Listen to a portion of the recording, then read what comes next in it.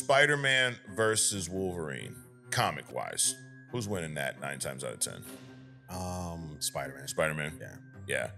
He's got the strength, the speed, the Spidey sense. Spider-Man's stronger. Oh, by leaps and bounds. Yes. Wolverine is like 500 pounds. Right. Spider-Man is 10 to 15 tons. Plus he's got, that speed. Mm-hmm. He's dodging shit. I mean, he'll be all over Wolverine before Wolverine even knows him. You got Thor on his knees in the woods praying to Odin about basically like, let me come back alive from whatever I'm doing. Mm-hmm. I would assume he's going to battle, right? Mm-hmm. I would assume he's probably going to battle Doom, right? And the fact that Thor's a badass. He's on his knees praying to Odin before battle. What does that tell you about Doom? He's a badass also. Ryan Coogler, he's working on Black Panther 3. He's doing some media, he's doing some podcasts. He hasn't stopped by here yet, but maybe he will, maybe he won't. I don't know.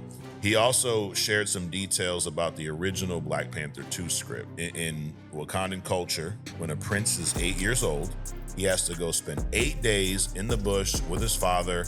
It's kind of a bonding prince-king moment, right? It's a ritual. Now, in this original story, during the course of those 8 days, Namor launches an attack on Wakanda.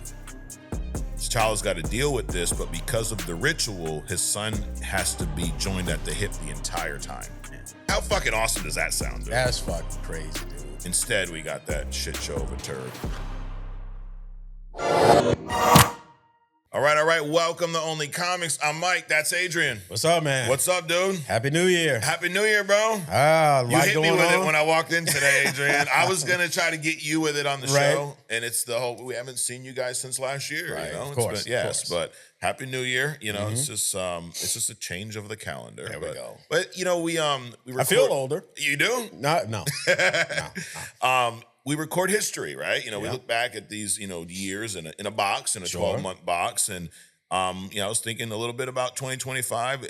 Like a lot of shit happens in a year, dude. Yeah. Whether you want it to or not. Exactly. Whether you realize it or not. Whether you participate in it or not. And then you forget, that was this year. When, think about this. Trump was inaugurated, right? Yeah. Back in the office. That dude's done a lot. He did a lot of years. I mean, I'm not saying it's That's good. It's good or it's just, but there's a lot of Trump activity in 2025. Absolutely, dude. We had the Super Bowl. Kendrick Lamar performed, all the Drake-Kendrick drama. I mean, Kendrick in the middle of the football field in front of millions called Drake a pedophile. I mean, it's pretty bold claim to call someone on that stage.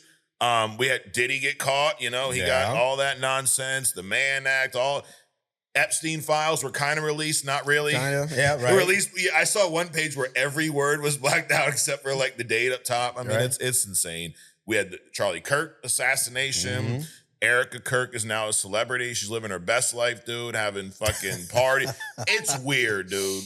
Listen, if I get shot and my wife's down here 2 months later, fucking dancing on stage with fireworks, I'm coming back. That's what she's doing? Oh, yeah, dude. She's living her best life. Didn't that Candace chick, call her she out? outed her. Yep. Yeah. I mean, Candace Owens is no longer this Trump glazer. She's kind of just calling everybody out for, whatever. Okay.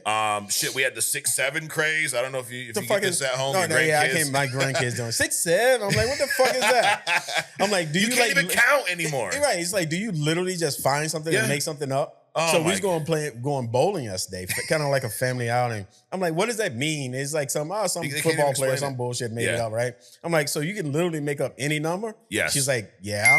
So she was like, 8, 9, 3, 2, 4, 1, 4. I'm like, and my grandson, he was like, yeah, all you got to do is come up with a phrase, some kind of fucking hand gesture, and some sound or whatever, and you're done. Dude, the internet, social media is crazy, it's dude. Bullshit. We had the Labubu craze. The Labubus, dude, these little stuffed animals, the blind boxes, they have bad clips on them. They were going for $100 a piece, dude. You open them up, you get surprised. Which one? Oh my God, I got this one. Oh my God. It's like this generation's version of a Furby or a Beanie Baby or some Pet Rock, if you go back a little bit more. Dude, my daughter has bought pet rocks. I'm like, we have fucking rocks outside. Hey, man. So you know how this shit started, right? Some guy it's the stupidest shit. Yep. He was like, everybody was complaining about not feeling loved or some bullshit, or their pets dying or some bullshit. Right. So he went out and just pick up some random rocks and start selling them So pet for rock a couple can't of die, bucks right? or whatever. Pet rock can die. No. You know, won't bite you. You don't True. have to feed it. Yep. Not to train it. You know, send it It's in a hell a of a box. pet, dude. Yeah. You know, he charged a couple of bucks and shit. I mean, before they figured out what was going on, he was a millionaire. Yeah, he's probably just grabbing from his own backyard, Yeah, probably, and throwing them yeah. in boxes. So Pet Rocks made a comeback. You know, Yeah. Stranger Things ended. Adrian, season 5. The finale was this past week. John Cena retired from pro wrestling. Wow. Yep. Some people call the GOAT. I don't think so. He had this weird kind of retirement run. It was started off really good. The Rock Andre came the in, Giant. then he left. Andre the Giant's the GOAT. No. But he's gone, dude. No more Cena. And Okay, then until he comes back. Yeah, until he comes back, like they always do. And then we ended the year with a bunch of Doomsday teasers. You know, so also Marvel back in the box office. We had Thunderbolts. We had Captain America. Right. We had Fantastic Four. The DCU kicked off with Superman. So, I mean, you look back, a lot of shit happened this past year, dude. Had Avatar re-released to bump up the numbers. Then That's you right. had episode, 3 and 4 drop or whatever. So all that. Dude, a big, big year. So anyways, well, Adrian, Happy New Year. Guys, Happy New Year. Welcome back. This is Only Comics, where we discuss comics and only comics, Adrian. And sometimes some other stuff. Wait a minute. You know what else happened this year? What? No, that didn't happen. We still not getting paid. Not yet. Maybe this is the year. This is the year. This is definitely maybe the year. Well, 2020, a lot more content coming from the Only Sure. brand. I can tell you that. Disney had a big year though. So I was, doing some research for this show. I came across the article that talked about Disney having the best year at the box office since 2019. They their brand, right? Because I mean, you hear Disney, a lot of people think fucking Mickey Mouse and shit. Right. But Disney owns Marvel, they own Star Wars, they own Avatar, Pixar, they own a lot of shit. Dude. Right. They own everything but us, I think. Right. We're for sale. Yeah. We're taking offers. Yeah. So this past year, they combined all their movies, $6.5 billion at the box office. Damn. They've not seen those numbers since 2019. 2019, they did 11.1 billion. So I got their top 5 years right here. 2019 is their number one, 11.1 billion. I mean, this was a year. Listen to these top 5 movies that year. Toy Story 4 did $1 billion. Fucking your favorite movie, Adrian, Captain Marvel, 1.1 billion. Isn't that insane? Yeah, it is. Frozen 2 did 1.4. Lion King, the live action one, did 1.6. And then Avengers Endgame, 2.7. Historic year, right? 2016 was their next number 2, 7.6 billion. A lot of fucking money. That year, they had The Jungle Book at 966, just under $1 billion, that live action movie. Zootopia, $1 billion. Finding Dory, $1 billion. Star Wars Rogue One, $1 billion. And then Captain America Civil War, 1.1. 2018, 7.3 billion. They had Solo. Ant-Man did 600. Ant-Man and the Wasp. Incredibles 2 did 1.2. Black Panther came out that year, 1.3. And then Avengers Infinity War hit 2 billion. And then 2025, their 4th highest grossing box office year in history. They had Captain America Brave New World, peter out about 400 million, Fantastic Four did 500 million, 522. Avatar Fire and Ash, dude. And as much as I talk shit about James Cameron, I like to poke fun. This movie came out a couple weeks ago. It's already at 949 million. It's about to hit $1 billion. Yes. Lilo and Stitch hit $1 billion, and then Zootopia 2, 1.4. And then their 5th highest year was 2017, which was 6.4 billion. That was the year of Thor Ragnarok, Coco. They were about 800 million. Guardians 2, 800 million. Beauty and the Beast, 1.2. And Star Wars Last Jedi, 1.3 billion. So, damn. Wait a minute, Lilo and Stitch still kicking it? yes, Damn, dude. The remake. I forgot all about that shit. Yeah. It should hit $1 billion, dude. Damn. And it was okay. Yeah. I think they fucked up. You ever see the animated original one? Yeah, I saw the first one that came out. When when he first got here. When he first got here, and then they fucking kind of adopt him, and then the sister's raised in the other sister. Remember the end of that movie was all about the family, right? We keep the family together. So in the live action remake, they fuck the fucking girl, the older sister, leaves the younger sister with the neighbor and goes off to college somewhere here in the States to study marine biology. Okay. You live in Hawaii. Why are you coming here to study marine biology? You're surrounded by fucking marine Yes. shit. And the whole You story, think. you have it right there. Right. And the whole story is about keeping the family together. You're like, yo, fuck you. Go live with your neighbor. Hey, it's the perpetuation of the breakdown of the minority family. There you go. Just saying. Yeah, yep. Anyways, so Disney's back, dude. So, people say box office is dead. It's not dead. You just have to make shit people want to go see. Exactly. You exactly. know? And if you all into Betty Boo Boo and all this other kind of bullshit, none of that stuff that you just mentioned is going to be of any interest to you. Right. Put some methamphetamine movies out of some bullshit. You get all kind of people. You get two people in the theater anyway. Funny thing is that of the top 5 movies worldwide this year, not just Disney, but in general, the top 3 were animated movies. Of course.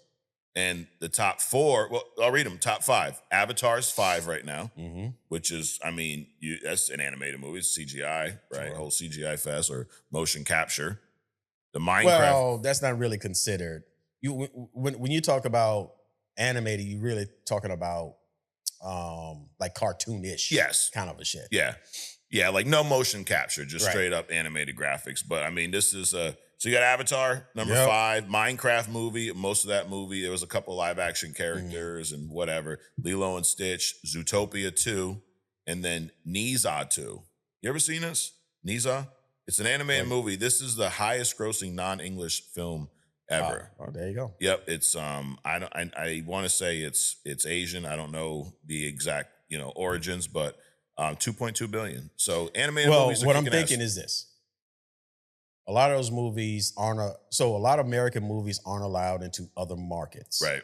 But Americans are consummate consumers, so we'll fucking choke down anything, right? So when other countries put out movies, they go worldwide because they're accepted, which includes America. So it's like our craze with anime, right? Anime is huge over here. That's always been. Niza is Chinese animated. Okay. Yep. So this is the original came out in 2019, and the sequel just came out this year. But it is kicking ass. If I got a suggestion, learn Mandarin, people. Right. I'm just saying. All right, so let's get into some comic news and rumors. So that Doomsday, more Doomsday teasers, Adrian. Yeah. Yep, more Doomsdays. We talked about a few last week.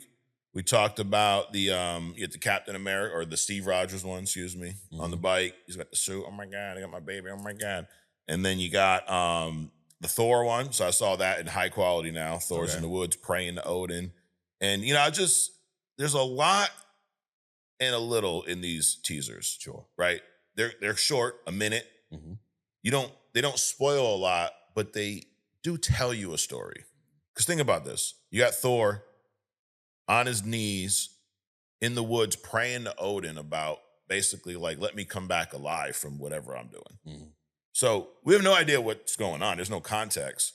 I would assume he's going to battle, right? I would assume he's probably going to battle Doom, right?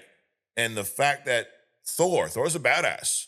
He's on his knees praying to Odin before battle. What does that tell you about Doom? He's a badass also. Right. And Thor recognizes that. Yes. Assuming that that's the scenario. Correct. Or whoever he's fighting, right? He could be going to fight anyone, but it's probably Doom. But he could also be going into battle with teammates and he's, praying for their safe return as well. Yeah. Because typically when people do that, they don't just pray for themselves. They just do it. Right. So there was an X-Men trailer, teaser put out. We talked briefly about this, but I had the quote here. So you got Ian McKellen's Magneto. He's finally got the long hair like Magneto. They've always been like so close with X-Men. Like you had him playing Magneto. I think it was a great Magneto. Sure. Magneto's always had like the longer gray hair kind of sticking out of that. It's a small detail, but it's kind of like what Michael Fassbender's playing Magneto with brown hair. Right. As far as I remember, he's always had gray hair. Yes. So that's literally like a mutant gene thing. Correct. Just like Quicksilver. Quicksilver. Yeah. Right. So like the fact that we never got that, or how James McAvoy's Professor Xavier had long hair for half the movies. Yeah. It's just unnecessary stupidity. Yes, there's that. But that being said, we finally get to see Ian McKellen with the long gray hair. He's sitting there talking to Xavier, but he says this. He says, death comes for all of us. That's all I know for sure. The question is, are you prepared to die? The question isn't, are you prepared to die? The question is, who would you be when you close your eyes? So kind of like some, how am I going to be remembered type shit? What are we going to do in this last? So there's a lot of fucking death tease in this movie. Right. Which you're going up against Doom. Motherfucker's going to die, right? Yeah. Somebody is. Someone's going to die. The next Doomsday trailer. Watch it be somebody like fucking Nightcrawler or Sprite. Or somebody you're not going to miss or some bullshit like that. I can see Nightcrawler going in this. Yeah. I can see him. Gambit, maybe? Yeah. I mean, we saw Gambit killed in X-Men 97. Yeah. People love Gambit. Yeah. Right? Even though he's Channing Tatum, big head ass, but we've kind of just accepted that for right now. He's the Gambit. We got it. Yeah. Kill him off. It'd be a somewhat emotional moment. Garfield could have played Gambit. Oh, yeah. Andrew Garfield? Yep. Fuck yeah. Definitely. Yep. Said they got a big old Channing Tatum, Yep. But the next rumored teaser is supposed to be focusing on, allegedly, the Fantastic Four and the Wakandans, Adrian. So we got, which they've had a lot of interaction in comics, right? Sure. You got Reed Richards supposedly is talking to Shuri, and he's trying to find his son. So remember at the end of Fantastic Four, Doom is up in their living room. Like he just shows up, he gets into the Baxter building, no problem. Yeah. Undetected. I mean, he's got magic, so I guess it could. Whatever. And Franklin's right there. Magic, he's got magic and tech, so whatever it takes, right? He fucking just teleported up in that bitch. When you saw that at that time, did you think that they were telling us that Doom's about to snatch this little boy up? Or was he just coming over for tea? Well, he definitely wasn't coming over for tea. Because as much as Doom hates Reed, I mean, he's not just up in his house hanging out. No, he's there for a purpose. He came to watch the game. The fucking Giants are playing. I'll be over in an hour, Reed. Right. Watch Sue in her visible state. Yes. But I think, what they kind of were teasing was he's coming to take this kid, right? Yeah. So this rumor here says that, I'll just read to you what Reed says to Shuri. He says, they say no problem on this earth is beyond your mind. On my world, that burden was mine to bear. So, I mean, we've seen this. He's the smartest guy in his world, right? So then he says, but I have exhausted every solution and my child is still gone. We need your help. So somehow Reed, Fantastic Four, who are in the past in a whole nother universe, they're reaching out to the Wakandans, Shuri here, who is a genius. Yeah. I know, we're not a big fan of Wakanda Forever, but Shuri is a fucking genius tech, right? So if anyone can possibly help Reed in this chase for Doom, good possibility Shuri can. Well, people got to understand. So not only is Shuri a genius, but they have technology that's thousands of years old. Correct. So they've had access. Just because you don't know that they have access to things, that doesn't mean that they don't have access to those things. So I'm sure they have information digital networks set up around the world. And also Reed in this situation, he's the new kid on the block. This is not his planet. Right. He doesn't know what's going on. So go to the oldest technology, the smartest fucking person, which happens to be the same thing, and let's figure this out. So makes perfect sense. Makes sense, right? And he says, my child's still gone and we need your help. So something put them on his radar, right? And so and that's interesting, dude. I mean, I'm down for seeing some scenes with these two because everything can't be action, right? You got to have some plot. You got to have some, let the geniuses do the genius shit. Right. Let Thor go to battle. Let Reed and Shuri get up in the fucking lab and run some numbers, something. Crack some skulls. Right, right. But look at some spreadsheets. Whatever it takes. Dude, whatever it takes. I'm just more excited about getting Shuri in the lab to erase that Black Panther outfit bullshit. So whatever that takes. Absolutely. M'Baku is rumored to play a pretty good size role in this. The Wakandan team, the team they talk about is actually Shuri, Namor. Now they have this kind of alliance somewhat after she whooped his ass, right? Well, I mean, but if you look at the ending of Black Panther 2, that was like a typical, what do you call it? When the Europeans came over. And surrender? No. What did they call it? Anyway, it was that kind of bullshit where, okay, yeah, she might have beat my ass, but they got resources, so we're gonna take advantage of that. Yeah. So it's like Namor is like planning and plotting some shit to get access to some shit, and I don't like it. Yeah. So I don't give a fuck what their relationship is. I'm sure it's like a truce. I don't trust him. I don't trust Namor. No. Which is kind of like the comic. He's always like, they're always in and out, right? Wakanda and Namor's crew, like the Atlanteans or whatever the fuck you call them. Man, fuck you gonna trust somebody with them little fucking wings on the ankles? Come on. How do them little wings pick up a 200-pound dude flying at Mach 10? It's kind of like they're always at odds until one of them needs some help. Yeah. And they will help each other out. Sure. But then it's like, all right, let's get back to our little fucking, Yeah, but that's Doom and Reed. Yeah. Or Doom and anybody. Absolutely. We'll work together until we don't need to work together anymore. Yeah. Then I'm off doing my own bullshit. But no, Namor is my man, dude. That dude is fucking phenomenal. Yeah. Especially in zombies. Oh, yeah. Wreck shit. So, last week we talked about the rumor that there may be a turncoat, right? Benedict Arnold in the Avengers. I went to Strange, but Namor is also a possibility. Sure, he's been up in the Avengers mansion a few times. Oh yeah, he's been up there. I could see him flipping sides and joining Doom. Sure. I mean, I want to say he was even in the Cabal in the comics at one point, but who knows? So dude, I like this. I mean, we'll find out in a few days at this rate. I mean, they could be releasing teasers every fucking week for every character. Right. I mean, it's a cool, different way to build to this movie. Right. I like the snippets. Yeah. Let's call them the snippets where they, like you said, they don't say a lot, but they say a lot. Right. Right. So I like that. It keeps you engaged. It keeps you intrigued. You're not playing the entire fucking movie. So there's nothing to figure out once you actually go to the movie. Right. So I think this is excellent marketing. Yeah. Let's keep fucking just trickling it out. Yeah. Little breadcrumbs. Yeah. The one look crack dust. There you go. Yep, sprinkle some crack on it. The one we saw last week had Cyclops, right? Yep. Removed his visor. Yeah, everybody was talking shit on Twitter, on fucking TikTok, because I called it lasers out of his eyes. They're optic beams. Bitch, I know. We just did like a 45-minute deep dive on this 2 weeks ago. Relax, dude. Come on. Some people call it sheetrock. Purists. Oh, yeah, right? Some people call it drywall. Some people call it sheetrock. Sheetrock's a brand. It's all drywall, Adrian. Exactly. Who gives a fuck? There you go. Anyways. Zip ties. I mean, all that bullshit, but nobody complains about that. Shit. Whatever. Anyways, I mean, I had the Frontier lady calling my modem a router, my router a modem.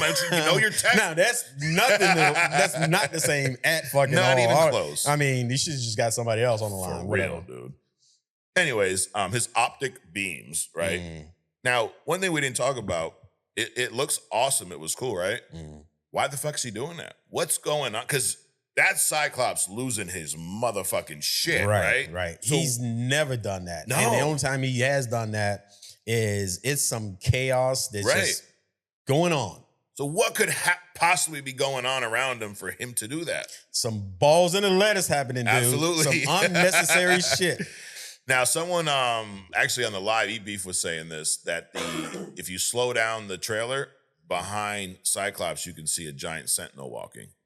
Sentinels are, usually the biggest threat to X-Men. Correct. Right? Well, then not just the X-Men, but all mutants. All mutants. And then you get Nimrod, which is like, the supreme Sentinel that makes Sentinels. Right. So. Or fucking Mastermind. Mastermind that makes The Sentinels. one with the 3 heads. Yep. Which in X-Men 97, I mean, we saw the genocide on Genosha, right? Oh my God, dude. I watched that episode this past week again. Did you? Oh, dude. It's still so amazing, and I can't wait. Why can't they treat those like some things they need to treat like soap operas? Yeah. So soap operas, if people don't understand, every day. Yeah. These people go to work break. Every day and make this shit. It's like you go into like a regular 9 to 5, 5 days a week or some shit. They can do that between AI and all this generative bullshit they got going on. Fucking AI, whatever engine 13 they got. Fucking some shit needs to be like a soap opera, just continuously every day. Unfortunately, it's not there yet. But they'll steal it now that they heard me say it. So. Yeah, they'll do it. But Sentinel's behind Scott ripping off his visor, fucking losing his shit, right? There's a lot of there's a lot of X-Men that are not going to be in this movie. Sure. People complain, oh my God, they didn't say, why not Jean? Why not? Jean Grey's one. That has not been confirmed. As of right now, we do not believe she's in this movie, and people are like, why not? Now, a recent rumor says that Jean is dead in this world. Sure. Which, I mean, she dies all the time, right? She died in X3. She dies in the comics. She was in a fucking cocoon underneath the river, East River for years. Right. I mean, it could be that moment. Could be that too. But I'm wondering, there was another rumor about Doctor Doom controlling Sentinels. Something he could do, right? With his magic, with his tech. Sure. I mean, anyone can get to, not anyone, but you get to Mastermind, you get to whoever's really in control, and then you somehow take control. And you could, for maybe some reason, target the X-Men and try to take them out, right? So that's another. So the rumor right now is that Jean Grey is dead in Doomsday, and that's why. And so are a lot of other X-Men.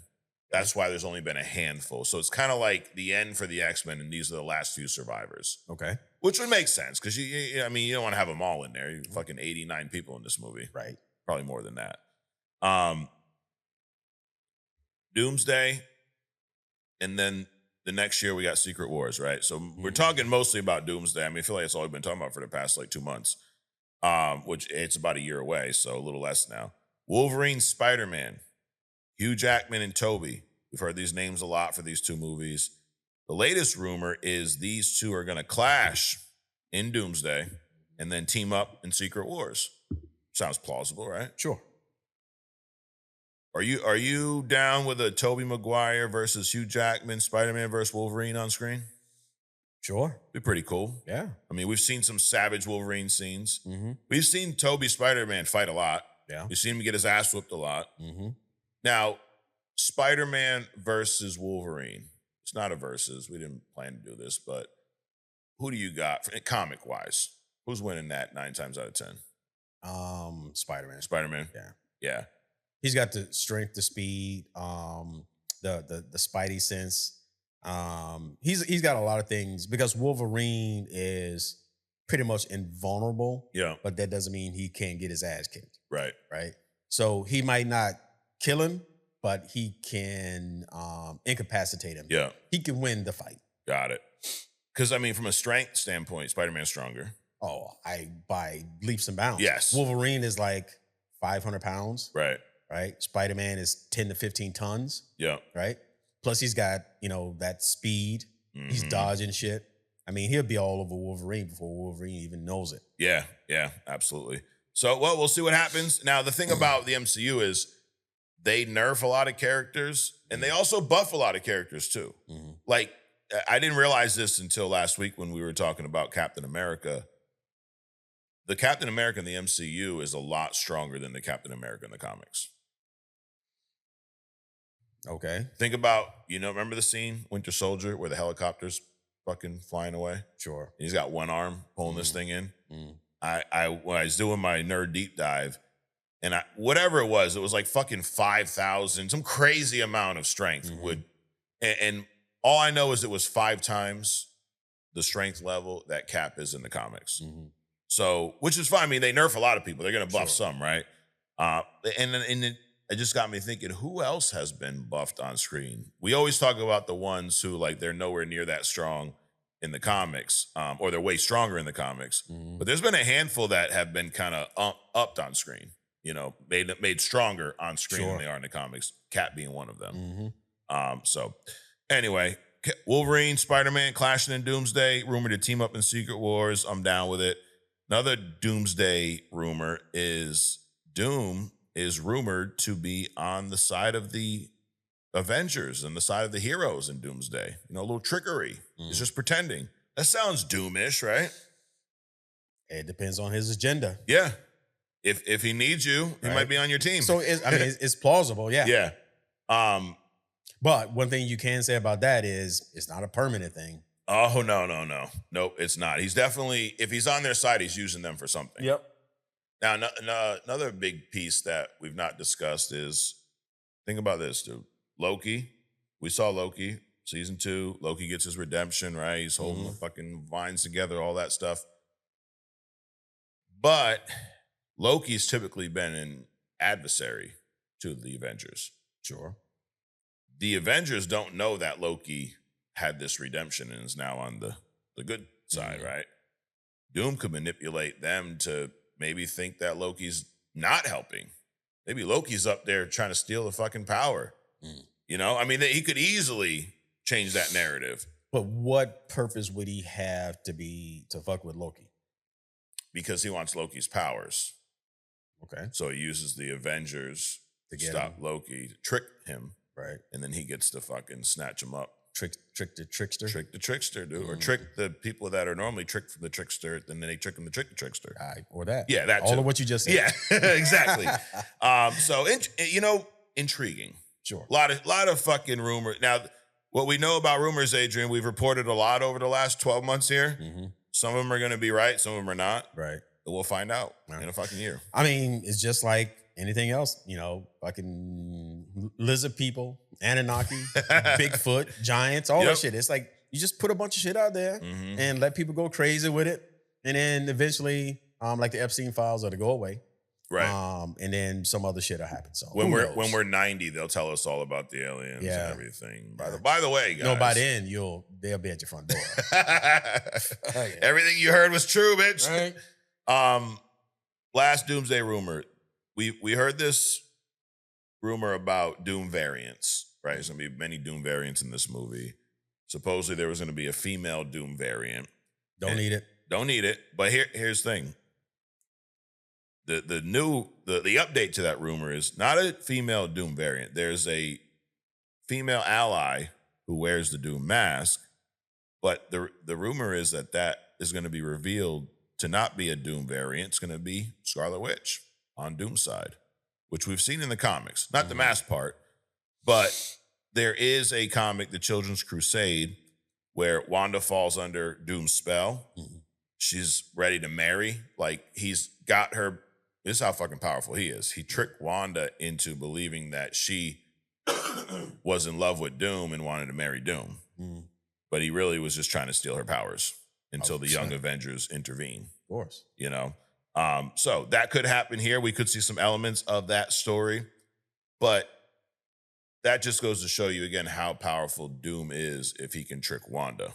It's kind of like talking about him tricking the trickster Loki. Well, shit, if he can fucking trick Wanda into falling in love with him so he can steal her powers. Because he's one thing I think most people that know Doom can agree on is in this movie, he's going to be after power in some way, shape, or form. Absolutely. Right? To create Battle World or whatever they're going to call it in the MCU, whatever, he needs more power than he has. And a couple of the most powerful beings in the MCU, Wanda. Now you could say she's dead, maybe, I don't know, but I'm sure there's other Wandas, right? Sure. Other universe, and Loki, two most biggest power sources in the MCU right now. So who knows? It remains to be seen. But I'm liking this one. I like him. but what that also says about Doom is that he's not just technology power, money power. Magic power. He's a master manipulator as well. True. I mean, you have to be, because he's not, telepathically taking over Wanda's fucking mind. Right. There's some role play that he's got to do in all of this as well. So, that's one of those things that people, it's like, I guess Spider-Man's healing ability. Everybody thinks about his wall crawling and strength and speed, right, but they don't think about his regenerative capabilities. Doom, he's all these other things, absolutely, but he's also a master manipulator as well. Yeah. So it'll be interesting to see what components of this Doom character they bring to the screen. Because again, they can nerf, they can buff, they can change shit. It's not always a page for page recreation. So it's there's a lot you can do with Doom. Another character there's a lot you can do with is Simon Williams, Wonder Man. Yep. You had Wonder Man as a hidden gem a while back. Yep. Right? Am I making that up? Or yes, that is true. Yep. And we're getting a somewhat different version of Wonder Man on screen. Wonder Man's powerful as shit. Yep. He's in a lot of Avengers comics. He's a member of the Avengers for a long period of time. Yep. He even has some ties to Wanda, Vision, that whole in the comics, right? This Wonder Man trailer that we just saw, just dropped a couple days ago, gives us kind of a better insight to what this show's going to be about. Right. Still, I don't feel like they spoiled the show, Mm-hmm. but at least we got some ideas of, because, dude, we were talking a few weeks ago, like, yo, does he even have powers in this shit? Right. Right.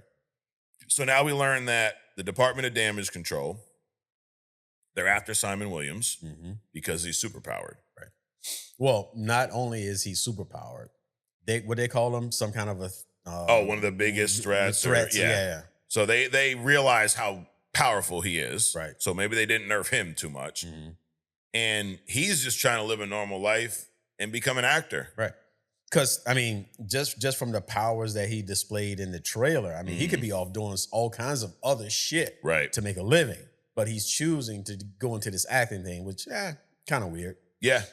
So, but Hollywood, though, has banned superpowers. They're tired of all this. They want you on fucking set blasting motherfuckers because you're mad because they screwed up their line or something. I mean, I understand that you'd want to ban superpowers in Hollywood.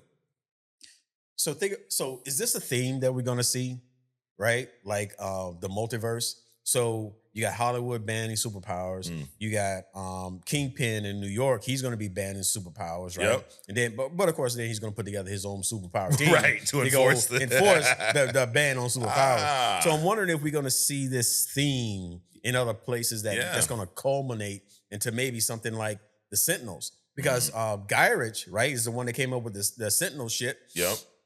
In the X-Men, because he wanted to control the mutant population. Right. Yeah. Right? Register all the X-Men. Exactly. Right? Yeah. So, and then you have Cap from the old Registration Act. You know, the whole reason not the only reason, but, you know, his best friend did kill Tony's parents. And there's that. There's that. Small detail. You know, but that's one of the points of contention between Steve Rogers and Tony Stark. So I think this is the beginning of something, dude. Yeah. That's outside of it's like a thread in the whole space of all this other comic book action shit that's happening. Yeah, your underlying story or comic. Yeah. And dude, you see a lot of that. Like, remember the zombie craze? Yeah. I mean, you had The Walking Dead, and then all of us, and they may not have been the first one, but dude, zombies were everywhere. Video games, movies, fucking music videos. Like every movie had some type of zombie shit in it. Right. And if they weren't zombies, there was some fucking zonked out, but they were still acting like zombies. And shit. Correct. Then you had the running zombies debuted in 28 days or some shit. That was fucking crazy. Fucking jumping ones, the hive mind ones. I mean, all kinds of shit, right? And you started seeing some of that with the multiverse. Yeah. There's a lot of multiverse, stories that are not in comic movies, like just multiverse type stories. And shit that maybe you're picking up on something, Adrian. There's a little underlying thread here. Yeah. And I mean, they're still doing the multiverse story, but also the dimensions. Like, Battle World is not really like a different universe; it's kind of a different dimension, right? You're not up to date on Stranger Things. No, it just ended, and what they showed in this last episode, so you have Hawkins, right, the city where they're all from. Yep. Then you have the Upside Down, where they've gone into. So that's probably the extent you've seen. Then on top of the Upside Down, there's a fucking wormhole that goes to the Abyss, which is a whole nother dimension. Okay. And in this last episode, the plan was for the big baddie to destroy Earth and make his own world in his dimension. But to do that, he's got to kind of bring them together, right? Almost like an incursion. Right. So I'm like, and a lot of these VX guys work on the same movie. So I'm like, are they partly testing this out? Can we explain this on screen? Will people understand it? How do we show dimensions? Number one, for Stranger Things, but they're going to use a lot of the same shit, I would imagine, in Doomsday and Secret Wars, right? Sure. So, but that makes sense, the VX people, because if you want to build a Ferrari, there aren't too many shops in the world that can build a Ferrari. Right. You're going to go to one or two guys. Sure. So when you start pumping out all these crazy ass multidimensional time slip streaming ass movies, and only so many people have the machines and the talent to do that kind of shit. And they have these ideas in their head. Yeah. So hey, we did this we can't name the name, right? But this effect. So yeah, might see some crazy shit, dude. Absolutely. So, but saying all that, dude, after this Wonder Man trailer, I'm definitely more interested in the show. I was going to say the same thing. Right? I'm more interested in it now that I kind of see more of what I'm interested in. Yeah. I'll just put it that way. And the thing is I got to ask the question. Disney, Marvel, why are we not promoting this more? Let me see. I'm not even going to go down that route. But we did see it with other things like Echo, even though that wasn't even an Echo movie. Right. We did see it with Ironheart, right? So I'm going to say I don't know. Okay. Now I would say we've seen it with Agatha too. We've seen. So I know where you're going. Is it racially focused? You know what? My thing is this. Let's go with no. Okay. Let's go with not racially motivated, because why even put the money into it? Right. Well, it could be, because it's like, well, we're just going to pacify these people. You know, we'll just pacify them. We're not going to really promote it, because that's what happened with speaking of Disney and Marvel. I kind of heard a thing where one of the reasons that Michael Jackson got killed, one of the reasons Michael Jackson got killed. Yeah. Besides buying the fucking the Beatles library catalog, right, and wouldn't get it back, they jeopardized his Invincible album. He's like, "Fuck that! I'm just gonna go on tour, right? And I'll come up with the money, because by jeopardizing his Invincible tour, they put him in debt, and for some reason, he just didn't have the money in his savings account to pay him out, right? Yeah. So he's like, "Oh, we're gonna do this Invincible tour. Fuck you, Mike. We're gonna kill you." But anyway. I also heard a rumor that he was going to buy Marvel Comics. I know he wanted to, yeah. Right. So imagine if Mike would have bought Marvel and he put out like the Black Panther and all the other kind of shit. That would have been some shit. Oh, yeah.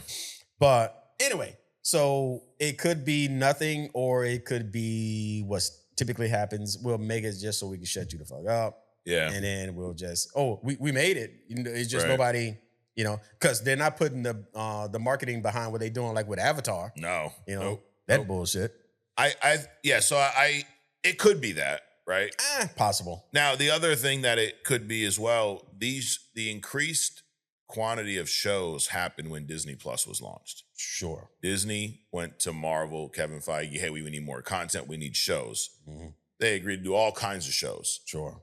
And I think about halfway through, they realized that the quality of these shows are not that fucking good, right? I mean, you mentioned Echo, you mentioned Secret Invasion, Agatha. None of which was good. No. It was they were either mid or bad. Right. There were some that were horrible. Secret Invasion. Echo, I would say, is very mid. Yeah. It's not horrible. Sure. It's not great. It just wasn't an Echo show. No. It was a Kingpin show. Yep. Unnecessary is how most of them felt. Right. I didn't hate Ironheart. First 3 episodes sucked. Second 3 were okay. Yep. The Mephisto stuff was really cool. But it's like they were unnecessary. Right. So I'm wondering if they fucking know that. Because this, believe it or not, the Wonder Man show wasn't recorded last week. Right. It was in the queue, right? Yeah. They're probably like, dude, based off of our recent results, we shouldn't waste too much in marketing this. Sure. Because it probably is not going to be that good. Right. Maybe. Who knows? Yeah. So I'm sure that's what it is. Because there is, there's historic trends. I mean, they do, the things that's part of that, the cost of producing is these test markets. Some people, believe it or not, they actually see the shit before other people see it. Right. And they get their reactions and they gauge whether or not they should put these marketing dollars in it. Because again, you're right. They can't dump $300 million in marketing into every fucking thing. I mean, Netflix put out 35 30 movies. Movies in the theaters. Yep. Not the shit that just showed up on Netflix. Right. They put 35 movies in the theaters. I only heard of 2 of them. So you're right. You can't do marketing behind everybody. You can't. But damn. Yeah, but hey, this one looks good. We'll see. But we've been tricked by trailers in the past. Sure. Right? I mean, but what remains to be seen, and it will drop, I think, January 27th, and I believe all episodes drop at once. So sure. Speaking of Netflix, it's a good segue, Adrian. It's like where we're going here. That's how it works, dude. This WB deal, who knows what's happening right now. But Netflix, because one of the reasons that people got all butthurt about this piece of news was when they heard Netflix, they thought that means movies are going to go straight to streaming. Mm. That means no more theater releases, Right. which Netflix is saying is not the case. Mm. The quote, the exact word that the guy, I think their CEO used was evolve. They want to evolve the box office business. Sure. So Deadline, the fucking website company, I don't know who they are, you know. They their sources say that Netflix, they don't want to stop the theater business, but they're going to possibly shorten the window that these movies are in the theater. They're rumored to want a 17-day release window for their films if this deal goes through. So I was thinking about this because a lot of people just take the first. People just like to be mad too, right? Like they're trying to screw us over. Everybody relax. Maybe they are, maybe they're not, but some people always go there. So the people that cause you the most problem in a company are what? The least productive motherfuckers. The people that complain the most about most things are what? The same. The least productive motherfuckers. So if you got a 17-day window, only thing that you're going to do is eliminate the people that's not going to go watch the fucking movie in the first place. Thank you. The people that's going to watch the movie is going to watch the movie. Right. I already know if I'm going to watch a movie or not. And guess what? I'm going to watch it probably within the first 3 days of its release. Correct. Because part of the movie experience is being around other fucking people. Yeah. That's kind of the thing. You know, I override the $325.97 Right. it's going to cost me to sit down with a bucket of popcorn, Yeah, because I want to have that movie experience. And I'm going to do it within a couple of days. I'm not going to wait till it's about to get out the fucking theater and go and sit next to a snoring ass old dude. You know, there's only two of us in the theater. It's Right. cold as fuck, right? No, that's not going to happen. I'm going to do it within the first couple of days. So 17 days, plenty of opportunity. That's perfect. Now, what does that also do? Gives them a chance to release it on their Netflix platform. So now you can pay, and I'm cool with that. Sure. They're in the business of being in business. Fucking be in business. Fuck it. Dude, I was thinking about it because at first I hear that and I go, that seems like a short window, but let me think about something. Because that's what people don't do. They don't fucking think, Adrian. Right. I asked myself, I talked to myself, I said, Self, I said, Mike, if the movie comes out, when do you go to see it typically? And just like you, I said, within probably the first 3 or 4 days, right? And then I thought back, how long, like what's the longest I've waited to go see a movie? And dude, I don't think it was more than 2 weeks. No. I think this is a fair statement. If I don't go to the movies within the first 2 weeks of a movie being released, I'm not going to go see it in the theaters. Absolutely fair. So and I absolutely agree with that. 17 days, I'm all about it. Because guess what? If I miss it in that fucking 2.5 week window, then it's on whatever it's called, video on demand. I could buy and own it if I want digitally, or I could wait probably 2 months and then it's on Netflix. If I haven't seen a movie in 17 days, I've forgotten that it was in the theater in the first place. You know, so there's that. And then the data, as they say, it supports us, Adrian, the 17-day rule. So the reason why they pick 17 days is it's 3 weekends. Sure. Okay. Most modern movies, modern blockbusters, earn 65 to 75% of their domestic total within those first 3 weekends. So you're not you're losing 25%. You're probably going to make that up in video sales. You're definitely going to make that up in video sales without the expense of the shit being in the theater and without cutting a separate check to the theater and kind of all that kind of bullshit. Yeah. Really, the theater makes pretty much no money off the movie itself, the ticket sales. Yeah. All that shit is that fucking popcorn, right? Now, here's the other thing. If Netflix is in the business of putting in movies, you also want to rotate more shit in and out of these theaters, right? Sure. I believe in the movie theaters and the movie theater expense. Yep. And I will hem and haw about the fucking bucket of popcorn. But you will buy one every motherfucking time. But I will buy one every time. My fucking Coke, my peanut M&Ms. I will sit down and ingest some cancer. You know, the into the liver that I didn't give them. Right. In order to be there in the first place, because I enjoyed that experience. Dude. So you're not going to lose any customers, right? It's a different world. It'd be more efficient. Right. So, and there's also a difference between superhero movies and other movies.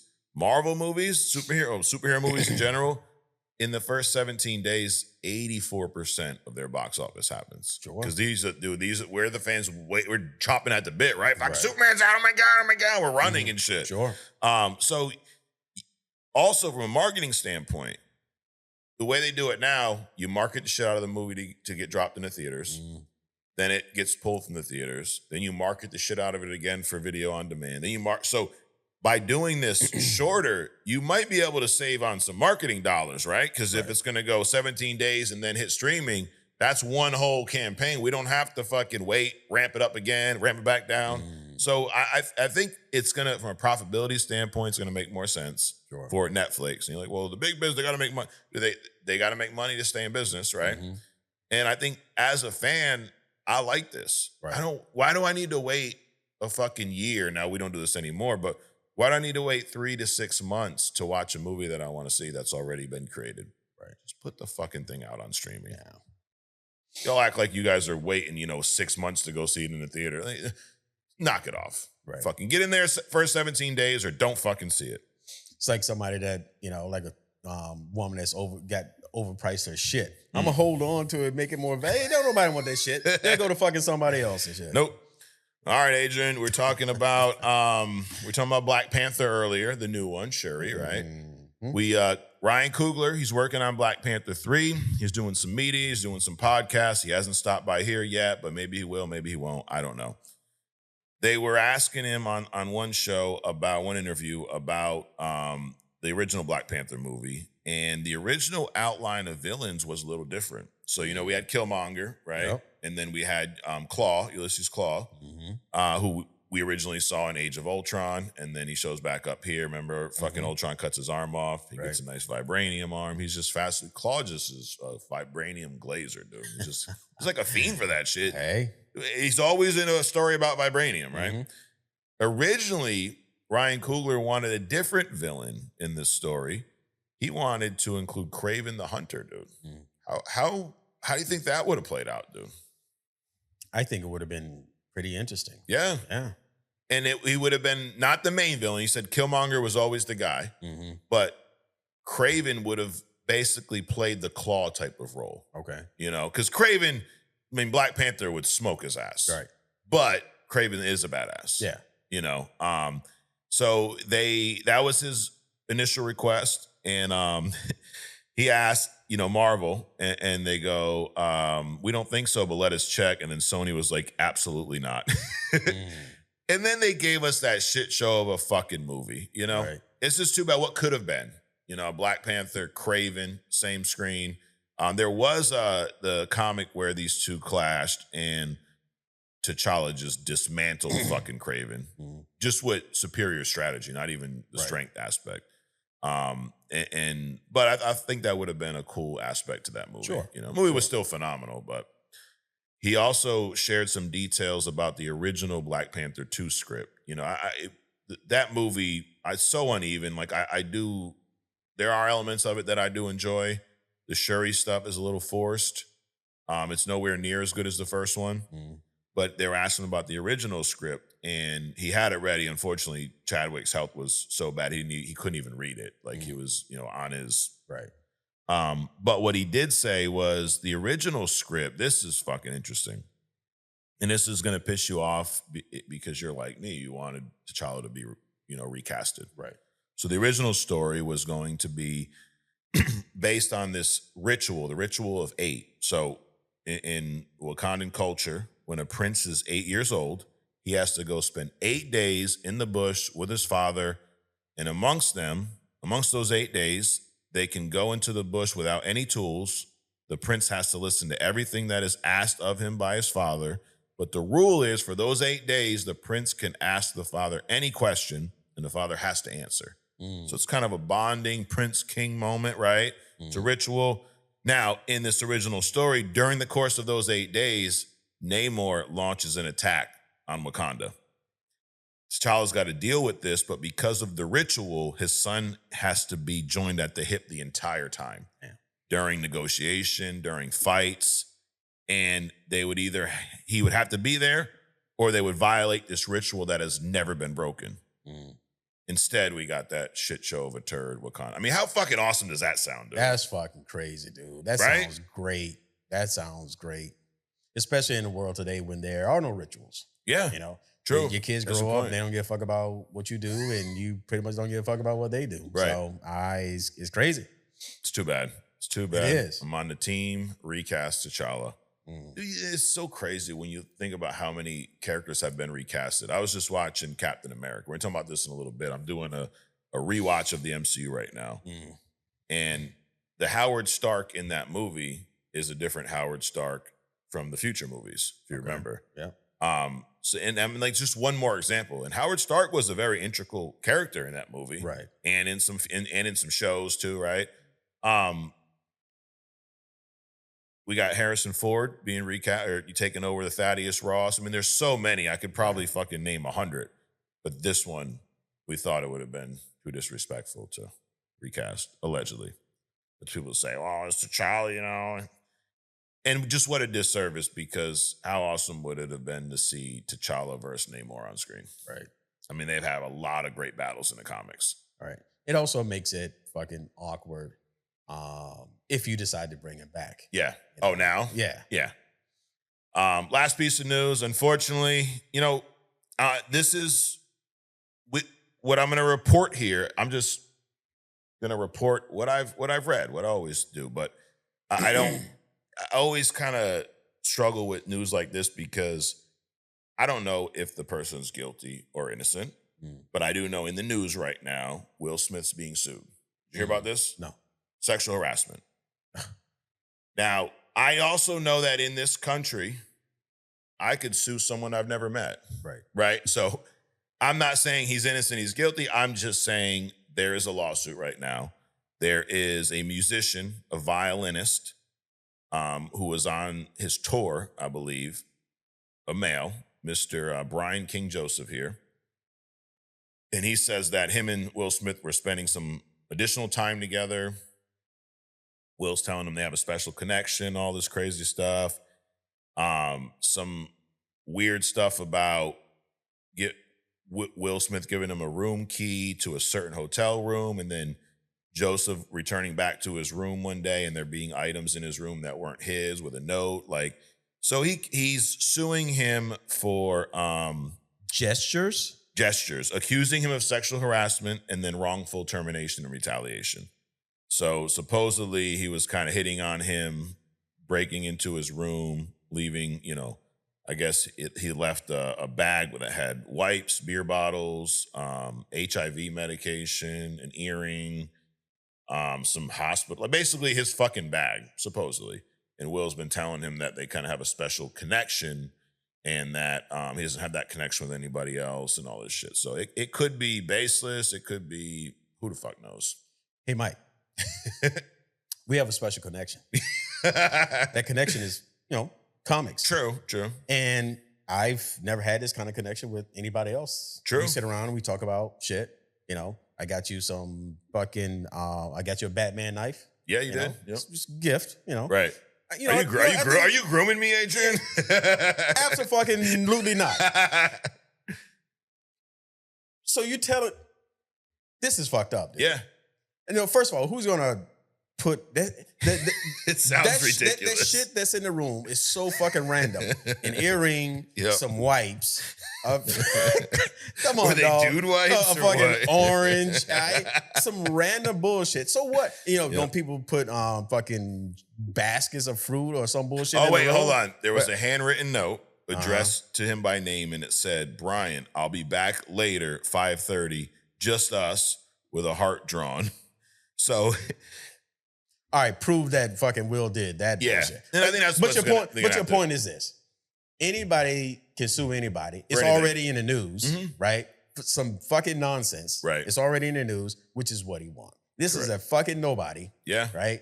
That decided to, let me take all this shit and I'm just going to interpret it my way, right?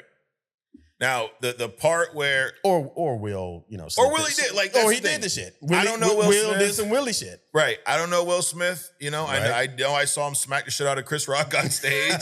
I mean, which just just says to me that sometimes his decision making may not be, come on. I mean, somebody's so every time somebody gets up, they've made a career out of attacking your fucking wife. I don't give a fuck what she did. I don't give a fuck. Okay. But I can tell you this. Yeah. Chris Rock ain't talking about fucking Jada anymore. I'm just saying. True. I mean, did he have to do that? No. But it's bullshit, dude. Yeah. Fucking just stop. Why you always pick on somebody else? There's a million other people and shit. Like every time you get in front of people, you talking about my fucking wife. Right. I don't give a fuck what she did. That's not your shit to put out. Yeah. Yeah, So dude, I'm just saying. I can see both sides of it. And really, I mean, he's been doing this shit, acting, singing, fucking for 30 years now or something bullshit. Yeah. I mean, something's gonna come out at some point. True. You're gonna get you pissed about something at some point. But the part that has me on the side, because again, I don't know. He could, like you said, Will could have went up in the room, fucking drew the heart, like, yo, I'm gonna be back, whatever. Or he couldn't have. Maybe didn't. But the part that has me thinking, like, dude, it's the wrongful termination part. Because people get cut from basketball teams. Who do they blame? Coach, right? Coach. The coach's an asshole. People get fired from the job, and all of a sudden, this stuff. One time, Adrian called me a bitch, and this, I'm like, you worked here for 3 years. You ain't never said that. Now, all of a sudden, Adrian called you a bitch 6 months ago. He said you were stupid. Come on, knock it off. So it's the beauty of this country. I mean, there's also, hey, dude, you starting to say all this shit about me. I need you to fuck away from me. How about I can just fire you for that? Yeah. You actually creating some kind of artificial friction. Right. True, you true. are the problem. I need to fucking fire you. Why can't I fire you? Yep. It's too much privilege. You do nothing. You are nothing. Yet all of a sudden you just want to, this is your time. This is your time. Let me go and, fuck this up for somebody. Right. Crazy. So I guess, anyway, hey, I'm sure we'll... Or he did all this. Or he did it, yeah. Or he's up in there Whatever. fucking leaving notes and grooming his violinist. Right. Who knows? Whatever. What I do know is we're going to fucking find out soon, because if he pays him off and we hear nothing about it, we go, Or if I'm Will and I didn't do this, bro, we're going to court. Now, Wanna play games, I heard motherfucker? some shit about, all the shit about Will being, gay and bisexual and all this bullshit between him and his wife and, him coming home finding, With the cup chair, Mark Anthony fucking dicking his wife down and all this other kind of shit and breaking her jaw and setting up fucking post-op in his office so she don't go out in public. Damn, you've done some Will Smith research. Well, I mean, there's been a lot of shit coming out. Yeah, now, true.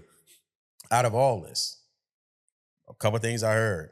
Will Smith, he can throw them hands. Yeah. Right? Number one. Number two, maybe he'll call up Diddy's people and shit.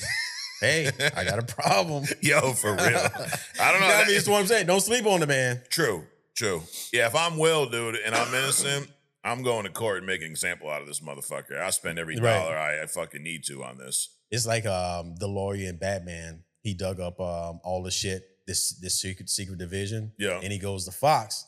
And he's like, hey, I want $10 million in my bank. He's like, so he starts laughing. Yes. He's like, wait a minute. So you want to blackmail a person that goes around in the dark beating up people? That what you're telling me is happening right now? Good luck. Good luck with that. That was great, Morgan Freeman. Well, hey, I like a lot of things, remains to be seen. I'm sure we'll fucking hear all about it. Sure. So hopefully it's not true, for Will Smith's sake. It's just a travesty that this could just happen like that. Yeah. Thankfully, there's not more of that than it could be. Right? Anyway. Crazy. Well, what's not crazy is we're going to wrap up our news and rumors, Adrian. We're going to do it again this year with a little thumbs up, thumbs down. All right. Recap these news articles. We had a lot today. All right. Number one. Actually, here, let's go double wide. Double wide. All right. Number one. Big back shot. Yes. More Doomsday teasers on the way. The leaked dialogue seems to confirm that Doom has Franklin Richards, and he don't know how to get his boy back. I'll give us a thumbs up, dude. Thumbs up. Doom's a savage, right? Jean Grey rumored to be dead in Doomsday, along with many other X-Men, and that might explain the most why everyone's been. What the fuck did I write here? Get Ramon fucking Who handwriting. wrote this shit? Right? Jean Grey, rumored to be dead in Will Doomsday. Smith. Is a heart on it? Yes, it says, I'll be back later. Oh, shit, it's time. He's at the door. I'm just kidding. Jean Grey, rumored to be dead in Doomsday, alongside many other X-Men, which might explain why everyone's been crying about their favorite X-Men not being in them. Oh, my God. They're probably dead. I guess a thumbs up. Sure. Why not? Wolverine and Spider-Man, Tobey Maguire Spider-Man and Hugh Jackman rumored to clash in Doomsday. Then they're going to team up in Secret Wars. I guess a thumbs up, dude. Cool. I think Kevin Feige originally wanted Hugh Jackman's Wolverine to show up at the end of Spider-Man movie, back in the day. He's wanted these characters to interact on screen. Right. Isn't it crazy how much they interact in the comics that we've never seen this on screen? Nope. And we've had fucking 4 or 3 different Spider-Man. Yep. We had Wolverine for fucking 20 years, never interacted. Who the fuck's in charge over there? Anyways, Doom's also rumored to be on the side of the heroes for much of Avengers Doomsday. A little trickery. Here's a thumbs up. Sure. It's Doom-esque. Little intrigue. Yes. The alleged female Doom in Doomsday is rumored to actually be the GOAT herself, Adrian. Wanda. It's a thumbs up. Bring Wanda. We need justice for Wanda. Sure. We'll start a protest. There you go. New Wonder Man trailer. We saw it. A couple minutes long. It shows the Department of Damage Control after Simon Williams. Shows Trevor kind of being in on it too. He's on their side. He's probably some trickery there. Sure. He does have superpowers. He demolishes the table. I get a thumbs up. Sure, dude. thumbs up. Now the marketing for this movie, a major fucking thumbs down. Because if I didn't go do research for this podcast, I would have never known there was a fucking trailer out this week. Right. Craziness. I mean, why don't they even put their own trailers on their own platform for the shit? That's crazy. Unbelievable. Netflix rumored to want a 17-day theatrical release window for their films if the WB deal goes through. I give this a thumbs up. I'm a big fan of that. They don't need to be in the movies for 9 weeks. No one's going to see it. And if you are, then fucking just buy it at home. Black Panther, Ryan Coogler, he's did some interviews lately. He said that he originally wanted Kraven the Hunter in Black Panther, but bitch-ass Sony said no. Give us a thumbs down, dude. That would have been awesome. Yeah, it would have been. Would have been much better than that fucking Sony shit show of a Kraven movie. Ryan Coogler also shared some details about the original Black Panther 2 script. It featured T'Challa and his son on a ritual for 8 days. In a bush, no tools, and then being attacked by Namor. Can't break the ritual. You got your 8-year-old son there. I give that original script a thumbs up. That would have been much better than the shit show we got. Yeah. And then last but not least, our boy Will Smith is currently being sued for sexual harassment, and I just give this whole thing a thumbs down. Right, thumbs down. Hopefully it's not true. It sounds a little iffy because there's also a wrongful termination in there, and it's some weird shit where the guy said he had like a note in his room, and maybe he's hitting on him. I don't know. But it's also, we live in a world where you can sue somebody for motherfucking anything. Yeah. And unfortunately, with public court, it's guilty until proven innocent. Right. So and you have to prove your innocence. Exactly. On your dime. Unbelievable. But who knows? Who knows? Anyways, that's thumbs up, thumbs down. Guys, subscribe if you haven't already. We are gonna get into some comic. Read a comic, Adrian. Well, before that, dude, I've been hard at work with AI. Okay. My homegirl Gemini, she's amazing, dude. She's great. So next year, or not even that, what the fuck? Back up. This year. That's crazy. This year. Avengers Doomsday comes out this year, Adrian. In December. There's a shit ton of Marvel content, MCU content. This is one of the I think we lose sight of sometimes is like crybaby bitch-ass fans that complain about everything. I mean, we're unks, as they say. Yep. We're both from a time, Adrian, where you didn't have many comic book movies. Right. Or none, right? I mean, I think was Superman, when you were a kid, there was probably none. Not big blockbuster type movies. No. The first big ones were what? Superman? Yeah. Which is what, 70s? So, I mean, you grew up with having some options. Right. I mean, you had like in the 80s, you had was it 70s or 80s? Adam West Batman in the 60s. You had Adam West Batman from like the 60s. You had the Hulk on screen. Yeah. Bill Bixby. You had Spider-Man. I forget what that guy's name was. He would have made a good, even today. Okay. Spider-Man. So I mean, there were some things there, but it was definitely Slim nothing. pickings, as they say. Yes, and it definitely wasn't showcasing the characters the way they do today. No, it was kind of a lot of them looked like parodies almost. Correct. And so we grew up with that. And now when you think about the MCU, there's 37 movies that all take place in the same universe. That's a lot, dude. Yeah. Now, are all of them amazing? No. A lot more good than bad, right? There's some pretty bad ones. For every Infinity War, there's an Eternals, you know? But this content that it's as a fan, it's awesome. When I get dementia, Adrian, if I do, I had to write myself a note. I'm gonna go back and rewatch all these, and won't know what's happening. It'll be like the first time. But anyways, I'm doing a rewatch right now, and that's 37 just in Marvel, right? Just Marvel, Yeah. but in that same universe, Right. And then there's a handful of shows too that interconnect too. So we're doing the road to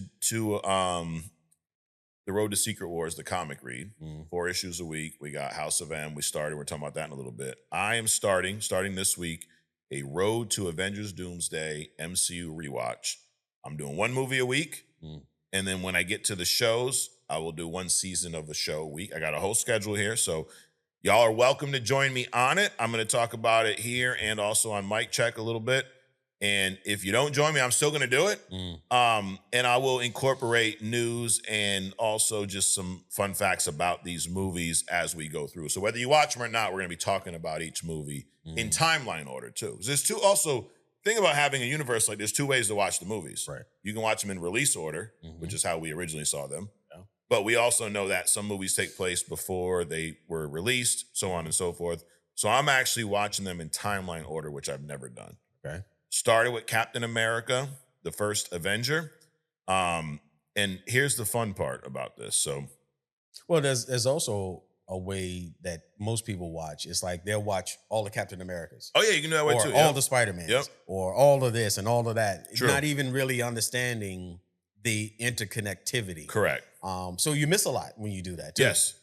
So I'm doing it the timeline way. So the first one was Captain America, First Avenger. Unfortunately, next week is Captain Marvel. Damn. But it's stuff like this, like Iron Man and Iron Man 2 take place back to back. So Wait a minute, Captain Marvel comes directly after Captain America? yeah, it's in the 90s. Golly. Yep. Technically, Wait a minute, what did I just say? Golly. Strike that. I would never say it. I'd be like, damn, fuck that. Yeah. That's more like it. Technically, Fantastic Four First Steps takes place after because it's in the 60s. But because of the lead to Doom, I'm saving that one for the end. Sure. So I got my own little fucking order here. Now, Michael, you're going to, and I'm probably jumping the gun here, you're going to release this list so people can follow? I'm going to release this list. Here's the cool part. Avengers Doomsday comes out December 18th, 19th or something.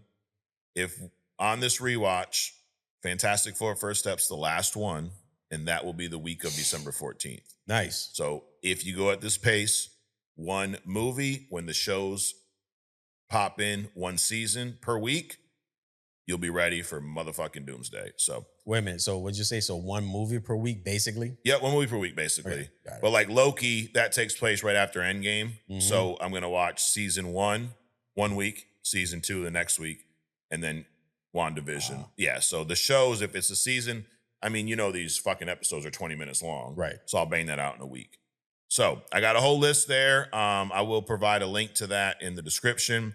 But Captain America, and what I'm going to be talking about while we go through this are the seeds that are planted in each of these movies that then show up in the future, and also maybe some possible Doomsday Easter eggs. There could be things that show up in these past movies that end up, I guess, affecting the plot of Doomsday Secret Wars, right? I'm not saying it. Because remember, Doomsday was a throw-in because they took Kang out. True. So. But there's elements that Infinity Stones, maybe we see the Gauntlet show back up. We see that in Secret Wars. There's probably things in here that, we saw Latveria in Moon Knight. Well, you didn't see it because you didn't watch Moon Knight. But we see Latveria. We see Doom's Castle. Yeah, no, I'm not saying it. Okay. I'm not feeling it. Now, I'm not saying that you could not interpret it. It's because hindsight is 2020, right? Sure. I'm not saying that you could not interpret these things, but for them to be specifically in them, I'm not saying they were planted there for that. Yeah. But my point is there may be things that we see come back up in Doomsday. Okay, I'll agree with that. So, Captain America, the First Avenger. I watched this movie this past week. One of the big pieces, big components of this movie, and it's why I actually like starting with this movie. Two things. It introduces Steve Rogers, Captain America, who is, would you say he's kind of the main character of the MCU? Never really thought about it, but would you? The main? Yeah. Yeah. Right? You could go with that. I mean, not just super soldier, but, Hitler, supreme soldier kind of makeup. Yeah. Blonde hair, blue eyes, kind of thing. Yeah. But he's kind of been the Iron Man, I think, would be number 2. Sure. But think about how integral his character is in all the Avengers movies. I mean, Civil War is his movie, but feels like an Avengers movie. Mm-hmm. And then the whole end, with the Thor's hammer and all that shit. I think that I would say he's probably the main character. Okay. He's at least the leader of the Avengers. We also see the first, I guess, seed planted for the Infinity Stones, the Tesseract. We didn't know that the Power Stone or the Space Stone was in the Tesseract at that time, but we see how powerful the fucking Tesseract is. Movie starts with, the dude who fries himself and becomes Red Skull finding the Tesseract. We also see Howard Stark in this, so we kind of get the Tony Stark seed planted, right? We see how much of a genius his father was. And then the funny thing is, I talk about watching Captain Marvel next, which I'm not really excited about. But maybe you'll have a new appreciation for the second time around. Possibly. Now, here's why, though. The Tesseract also plays a big role in that movie, which is how Captain Marvel gets her powers, right? Correct. And then we see at the end of Cap's movie, Howard Stark fishing the Tesseract out of the ocean, right? So there's a lot of connections between these. But this movie, dude, it's a really, really solid origin story. And it's so funny how different the movies are now because we're not getting origin stories anymore, which I'm a fan of. Right. But this movie is an origin story from start to finish. Okay. I mean, it starts with them finding Cap in the ice, and then it flashes back to the 40s. You see the little scrawny Cap, right? Or not even Cap yet, Steve Rogers. But I think this movie does a great job of letting you know who this character really is.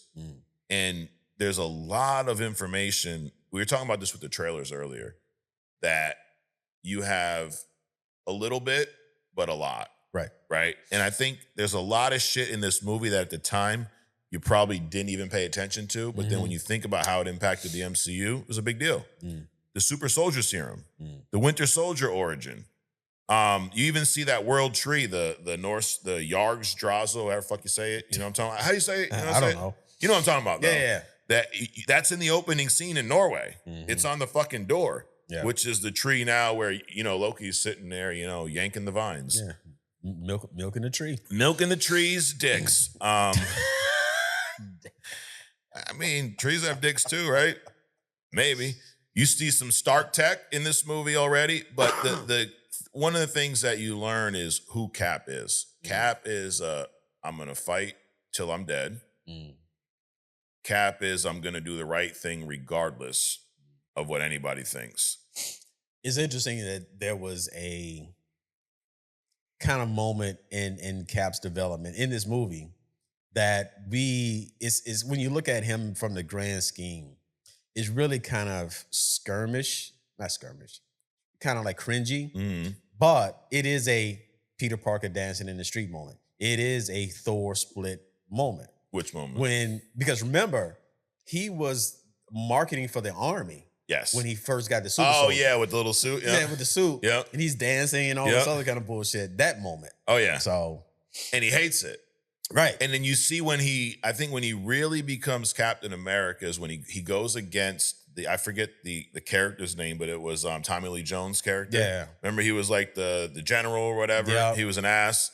And Bucky goes missing. Right. And you also just see that, dude, Cap, if you want someone from the MCU to be your friend, fucking Steve Rogers is the guy. Right. He's the best friend anyone can have. Yep. Everyone else is going to fuck you over. Cap's not. I mean, he will never forget when Bucky stood up for him when he was getting his ass whooped in the alley, when he was a little scrawny fuck. Yep. And he hears that he's gone missing, and he goes on his own mission to find these guys completely against his superior's orders.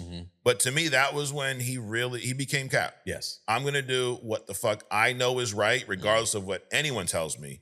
Not you, not the government, nobody. Right. And we see that over and over again with this character when he stood up against Iron Man. You were talking about it earlier, right?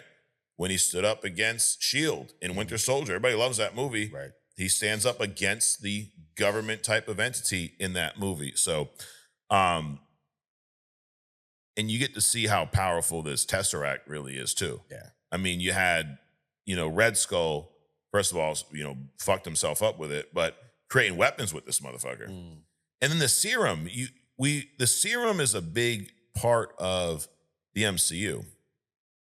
It's like when you did the Hidden Gem on Gotham, like the super soldier serum is almost like a whole fucking story itself. Right.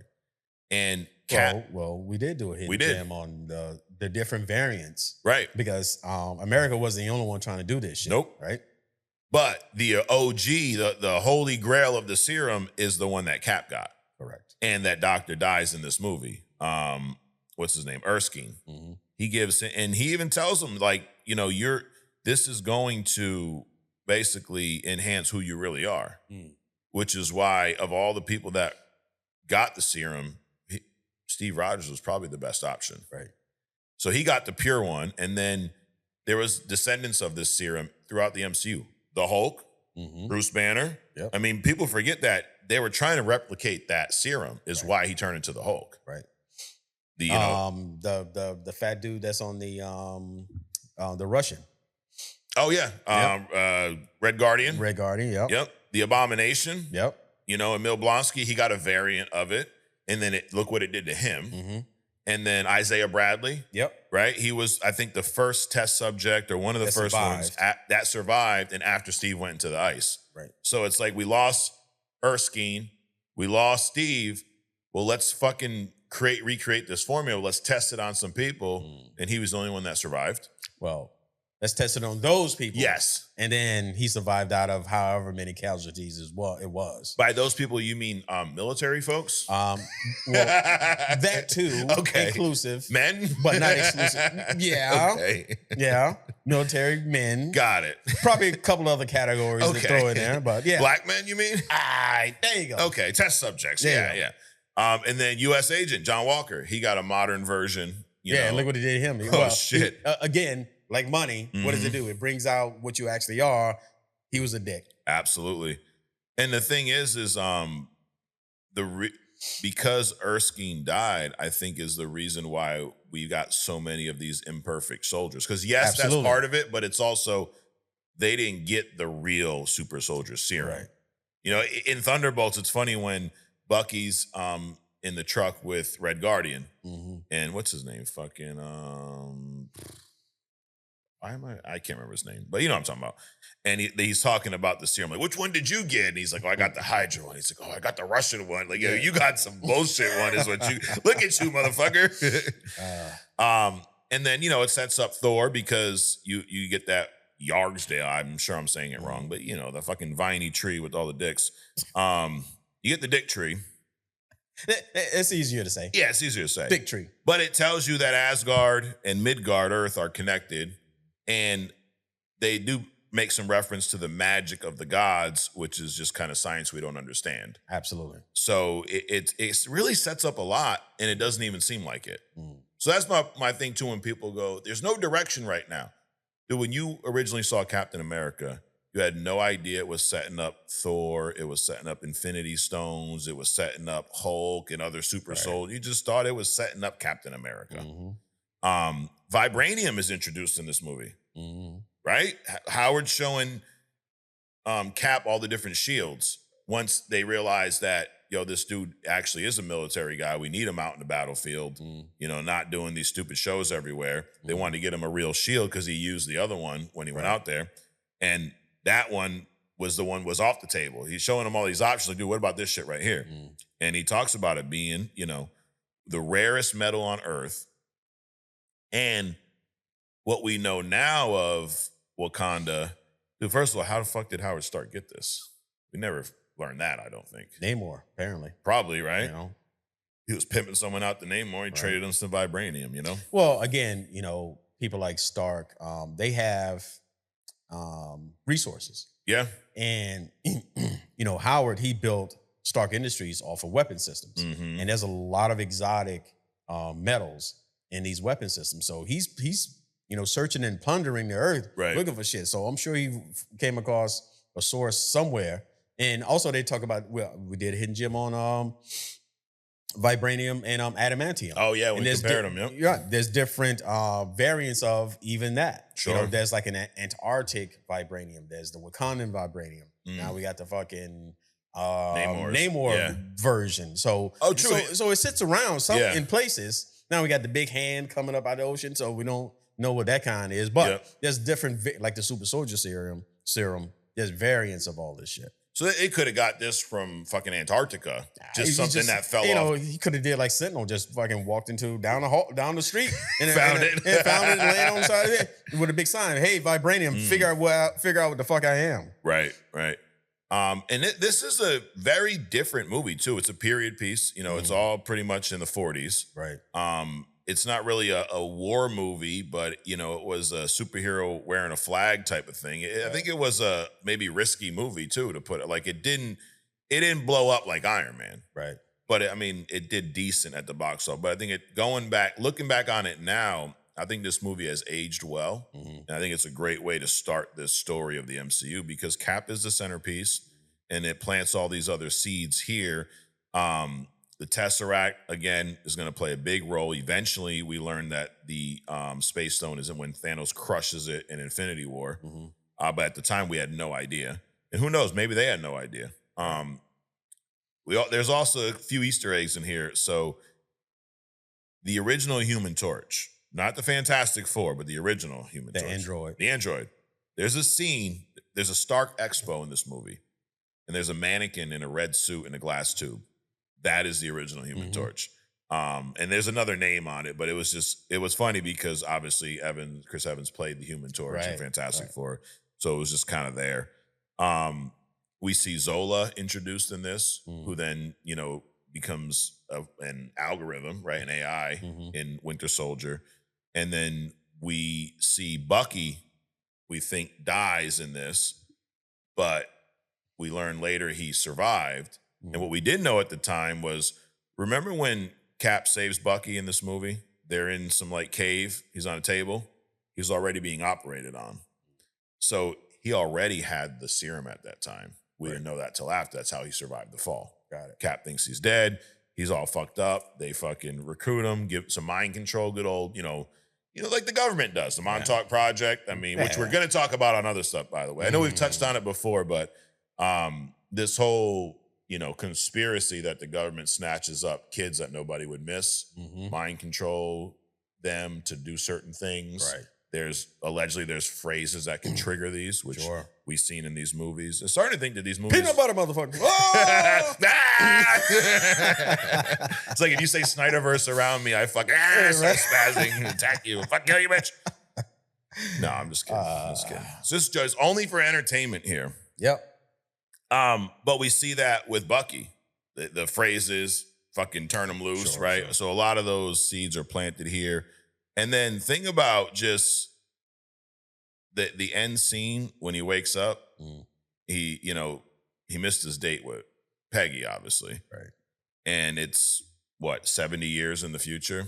That's wild shit. Could you imagine, dude, going to sleep tonight, waking up, and it's fucking 2085? 86. I probably feel 50-50. Some things. It might be cool. But could you imagine just the initial shock? Yeah, I think it'd be devastating. Because, the first thing that I think your mind reaches out for is, who's around now. I don't think people think about it, but I think part of humanity is what's grounding me to this. Yeah. And when you, in this scenario, you wake up and all of a sudden there's nothing around you that grounds you. Nothing at all, dude. It's like you kind of free floating. Yep. I was watching this thing about there's these places, these dimensions you can actually fall back into them or fall into or walk through them. Okay. And they're just like open. So imagine you say, going to sleep and waking up 70 years later. But, what if you're walking down the street and all of a sudden you make a step and you step into a place. So imagine stepping into here and there's nobody on the planet. The structures are there. Yeah. Everything's there, but just nothing living is there. And so maybe I'll, do like a little deep dive on that later on. But, so there's talk about that kind of shit. So waking up 70 years later, it would be, I think, devastating because, not don't think about, I don't have a connector, but what did I miss? Where do these people think that I am? Then there's that whole abandonment thing. Do they think that I just left them? Kind of a deal. So it's a lot. It's a lot out of time, dude. Yeah. I mean, Cap is someone that on the surface looks cringy as fuck, right? The fucking little wings and the Captain. But when you dig into this character, when you read a comic, you realize, dude, he's a fucking amazing character. Yeah. That whole premise of going into the ice and coming out 70 years later, you apply it to any period, it's interesting. And the whole, being raised in a World War II era at war with Nazis and all kinds of shit, then coming back to 2011 in the MCU. Right. Dude, you're fucking shell-shocked. Dude. Right. I mean, not only people but just the environment. I mean, the shit, you got floating city. He looks up at the helicarrier. Yeah. He's like, what the fuck? You just had single man airplanes and shit flying around back then. So, that was this week. We'll talk more about that on Mic Check. Next week's watch is Captain Marvel, everybody's favorite captain. Oh yeah. But I'm gonna take your advice, Adrian, and I'm gonna. What wasn't your advice? You just said maybe I'll find something. Maybe I'll have a different take on this. I'm gonna look for the positives in this movie because it wasn't horrible. There's a lot worse MCU movies than Captain Marvel. Yeah, it just is kind of like I'd say mid. It's mid. You know what? If what's her face wasn't so distracting. With that standing bitch face, dude. Yep. It's like I think it would have been entertaining. But that one thing, like, I don't want to be here. Yeah.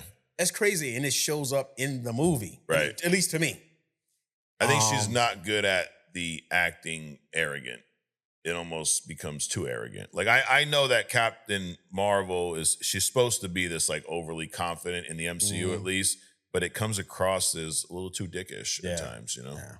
So we'll see. But I mean, the whole Tesseract element to this, you got the Kree in here as well. So who knows? Skrulls are play a part of this as well. So you got Samuel L. Jackson, who's a highlight. This is before the old Sam in Secret Invasion. But anyway, so next week, Captain Marvel.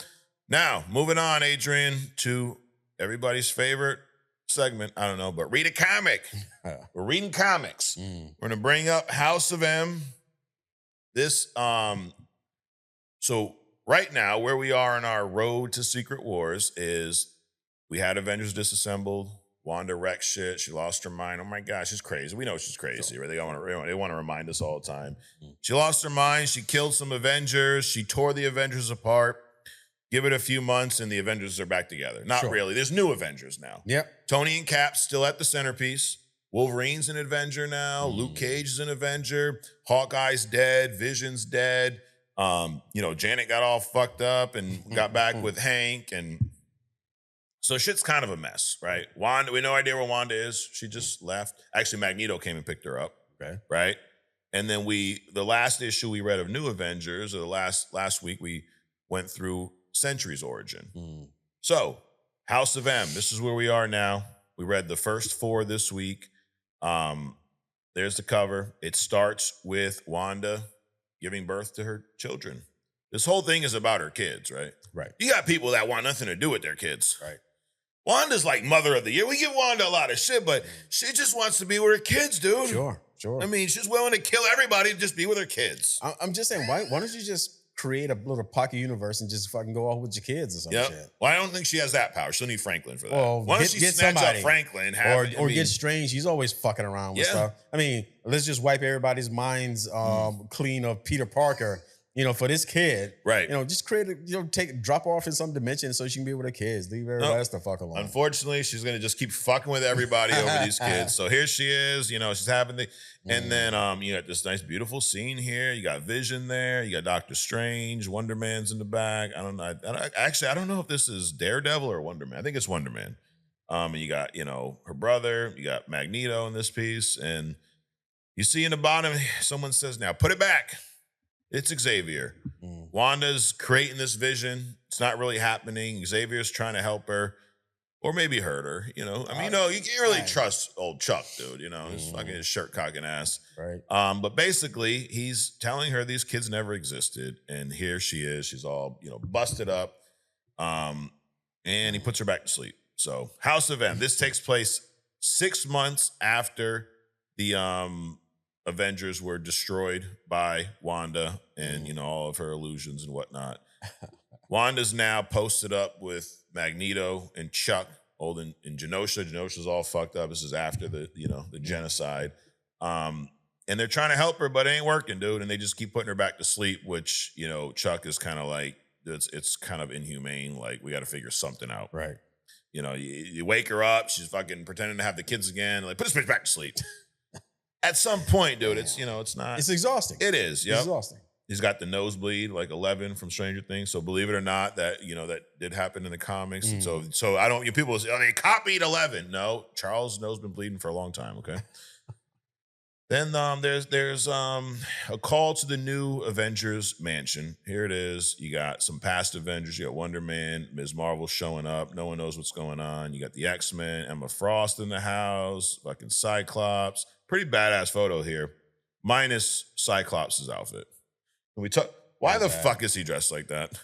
And then Beast like overcompensates and shit. Oh yeah, he's got his shit all out, like from his navel up and shit. His shit is out. But why does Cyclops look like he fucking stole this from Robin's closet? Like, dude, the booty, it's a little zesty, as the kids say. Anyways, the Avengers are all here. Chuck's in the house. You got Tony.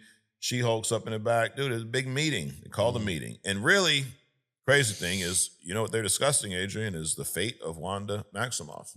Literally, like, should we kill this bitch? Right.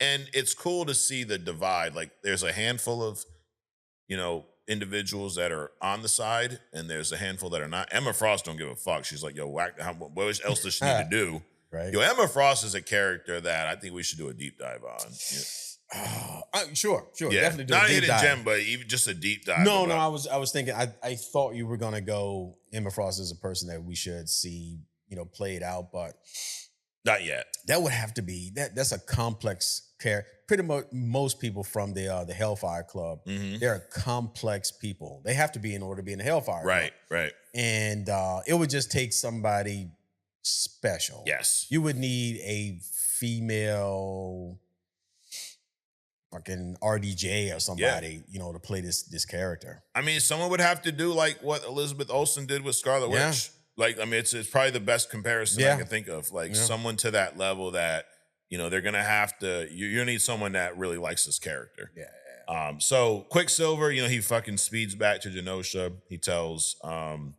Magneto that they're going to kill her. He only listened to half of it because, he's all fucking spazzing all over the place. And Magneto's kind of on the fence, like, dude, okay, well, what do you want me to do about it type shit? Like, they've all pretty much hit rock bottom with this Wanda situation. Right? Like, we've given this bitch so many chances. She's fucking killing everybody. Fuck. And then, here it is. Emma Frost is like, what is there to say? Put her down. Hey. Fucking Spidey's like, put her down. What is she, a dog? Wonder Man's against it. Cap, he won't even entertain the thought. Wolverine, he's on the side of like, just fucking do it. It's shit. I'd want y'all to do that to me if I was losing my shit. Cap's saying there's always a way. Wolvie's saying no, there's not. Cyclops is on the side of not doing this. Charles is kind of on the side of. And they're just going through like, have we exhausted everything? Chuck's like, there's nothing else I can do. Right. Doctor Strange says he's still researching, and Cap's optimism is like, so all right, that's it. He's working on it, so we're not going to do it. Like, but Cap's point is she's not an X-Men, she's an Avenger. Mm-hmm. So we're handling this, and we say no. Right.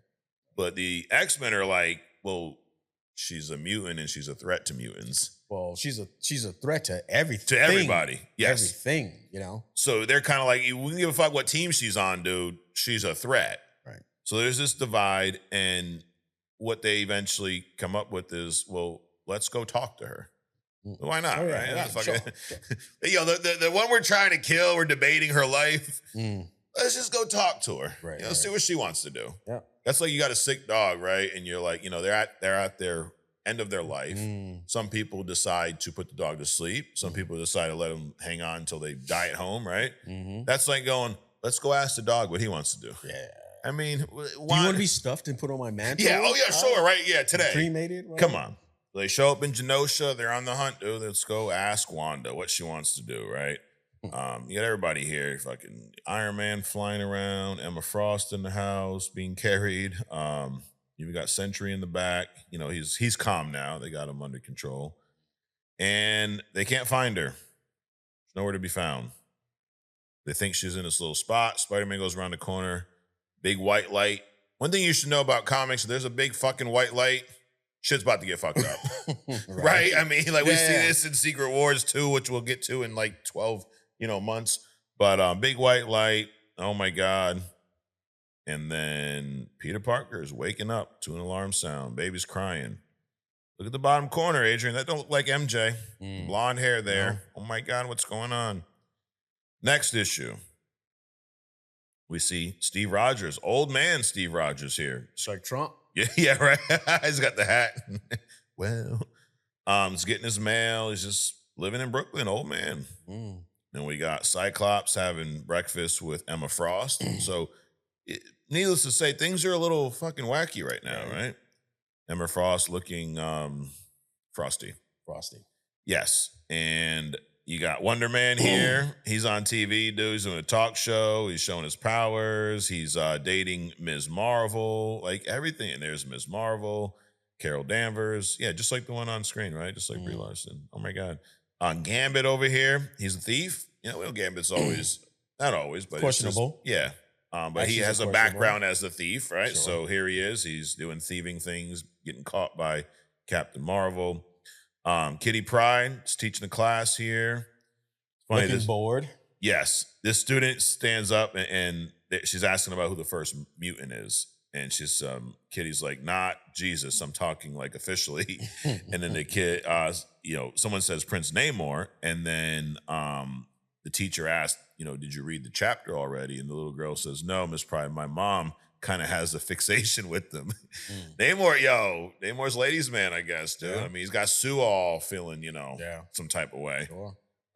So Kitty's teaching. Then you got, the underground here. You got Luke Cage. He's got cornrows and a mustache here, so a little different look.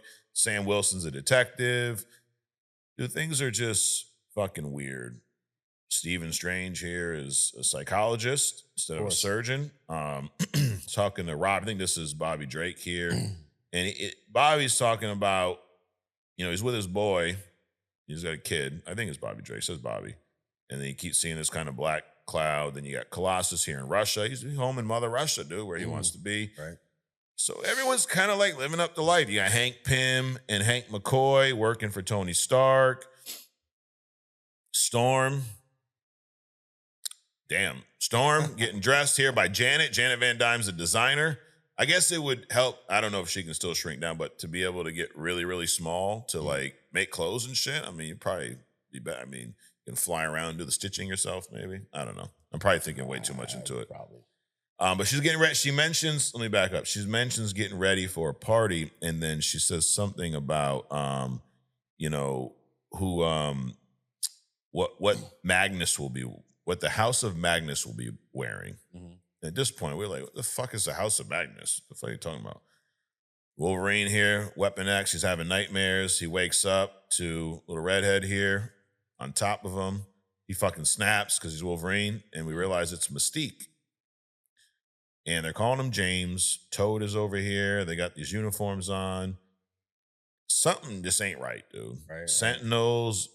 See a lot of flags down there with the letter M. Mm. Obviously, some Magneto shit going on.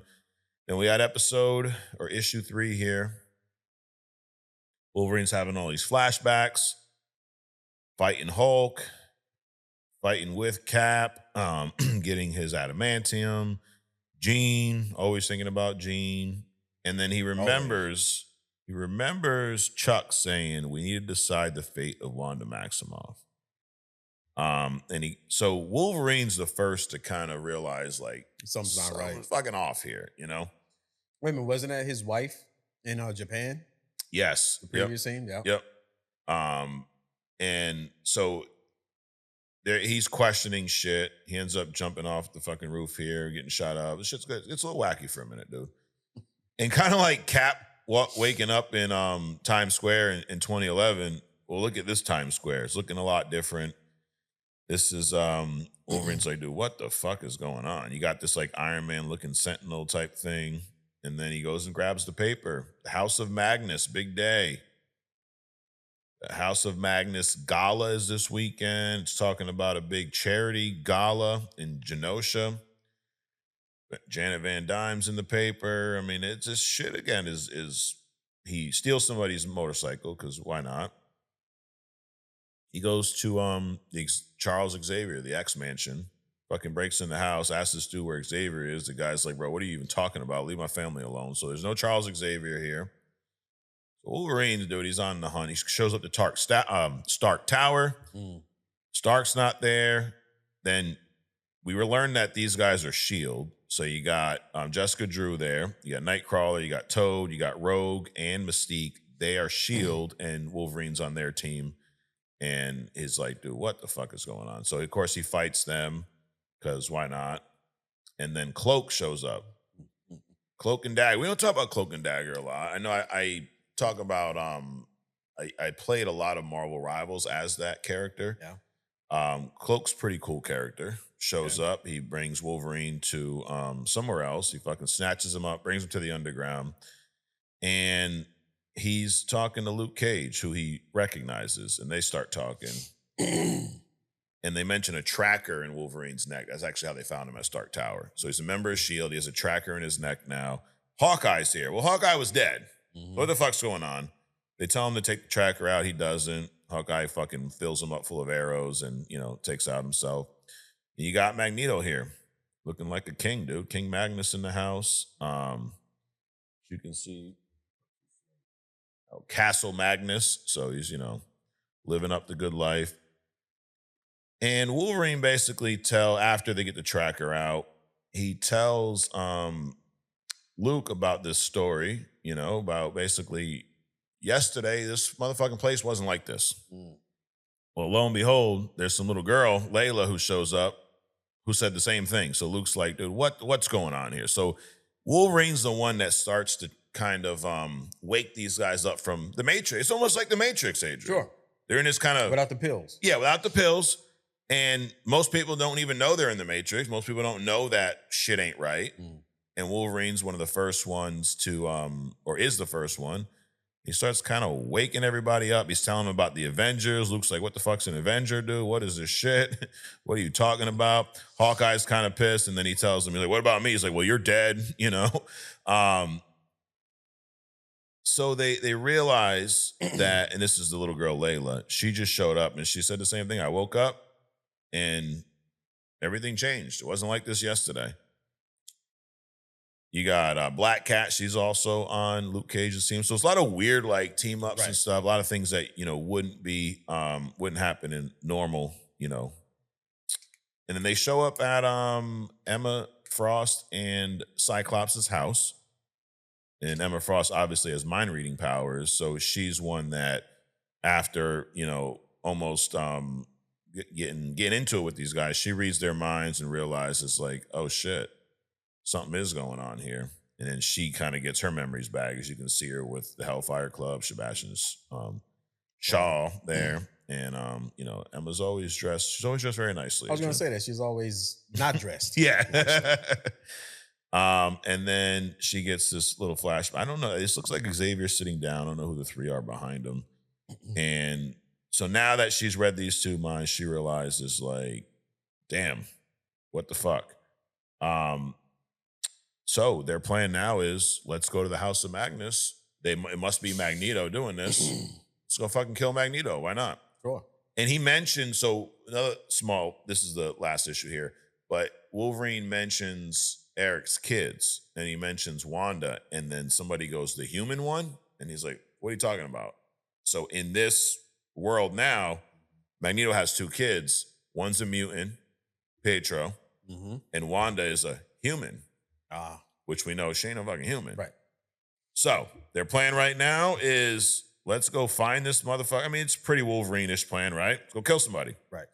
So that's this week. Hopefully y'all enjoyed the first 4 issues of House of M. This is one of my favorite stories. It's, if you've seen WandaVision, you can obviously, you can tell where they got the inspiration, of that show from. But this just goes to show you what they can do, especially now with all of these characters they have at their disposal. Also, this is why I'm not worried about Doomsday or Secret Wars becoming a cameo fest. Did you not see how many motherfucking characters were in these 4 issues? Yeah. Some of them for just half a panel. Some of them, one little, some of them don't even have dialogue bubbles. Some are just there, right? Damn, you ain't shit. You ain't got You no ain't dialogue shit, bitch. bubble. You got nothing. No, like Wolverine said in fucking Deadpool and Wolverine. Not everybody gets a speech, dude. Right. But so if you've not read this story, you're gonna be, in for a treat. If you have, you're gonna, go down a little trip of memory lane with us next week as we wrap up House of M. So next week, next 4 issues, and that'll be the end of this story. So House of M, dude. Wanted to go, Adrian. You got any DC stuff coming up? What is DC? I know it's unfamiliar. It's like you hear it, and it's like what we just went through with this whole strip. Yeah, it's like, huh? I remember that. It used to exist. No, I unfortunately don't. I'm Marvel biased, Adrian. Check out Deceased. Okay, dude. I was looking into it. Yeah, I think it's probably at this level. It's on that level. Yeah, Deceased. if not, right. There's zombies involved. Yeah. It's Deceased. Okay, I've heard of it, but there you have it. Well, everyone's always asked for comic recommendations. There you go, Deceased. All right, that's the Road to Secret Wars. Let's get into We Respond, and you have a hidden gem for us, Adrian. So appreciate everybody who hopped on the live, dude. Live was back, full live this past week, Adrian. The whole squad was there. Paul's got on the live. He showed his collection, dude. His awesome action figure collection. Yeah. And then we had a few others on there showing their collection. It's pretty cool. So anyways, we can catch that every Friday, 7 p.m. or most Fridays. It's probably, most Fridays. All right, let's go do some comics. We got OG Dirte. He was in the house too. He was on the live. He says, what up, Mike and Adrian? Here is my idea for MCU to steal after Secret Wars and they reboot everything. We need a 90s uncanny X-Men movie with younger actors opening with Rogue stealing or killing Captain Marvel powers in a heist gone wrong with the Brotherhood of Evil Mutants. I'm down with that, dude. It's how she got her powers, right? Yeah. Rogue gets left behind, ends up joining the X-Men. Sabretooth is secretly kidnapping mutants from Mr. Sinister, who's enhancing them. He's got the whole script here. Damn. So he can try to kill Logan. I'm down with that. Gambit should be working with Sinister. Sinister should lead up to Apocalypse. You could even do a TV series of Magneto building the Brotherhood of Evil Mutants, and that would be the point of view on how Magneto sees the world. What do you guys think? OG, I'll give you the bell. Yep. I like it, dude. Yeah. I'm down with it. CG is on one. Bro, Spider-Man is going to get his ass kicked at some point if Claire is there. The woman is a supernatural nurse practitioner.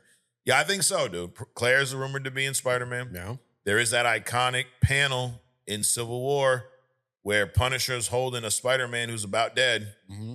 Maybe we see that, and instead of bringing, I think, I forget who he brought him to. It was someone, it was an Avenger or an X-Men or something. But instead of that, we can see Punisher bringing a fucking damn near dead Spider-Man to Claire. She patches the boy up. What do you think? Well, I mean, it's literally, it's like... If Punisher is in something, somebody's dying. Yeah. If Claire's in something, somebody needs nursing. Yes, So someone's almost dying.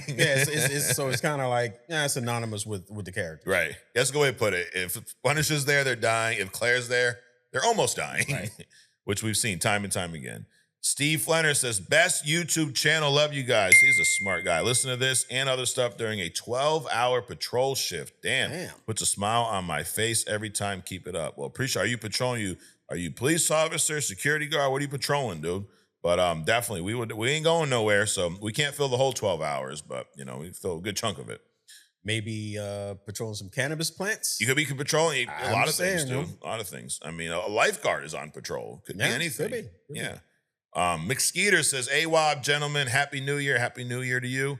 Had a couple questions after hearing your deep dive of Legion. 1, have y'all watched the show on FX about Legion? And 2, how close is Crazy Jane from Doom Patrol to Legion? Okay, first one, I've seen probably half of the first season. It was good. I stopped watching it because I have a fucking ADHD, Adrian. This happens a lot with me. I'll start a show, and I'll be interested in another show, and I just completely abandon the other show. I have not watched any because I saw the thumbnail.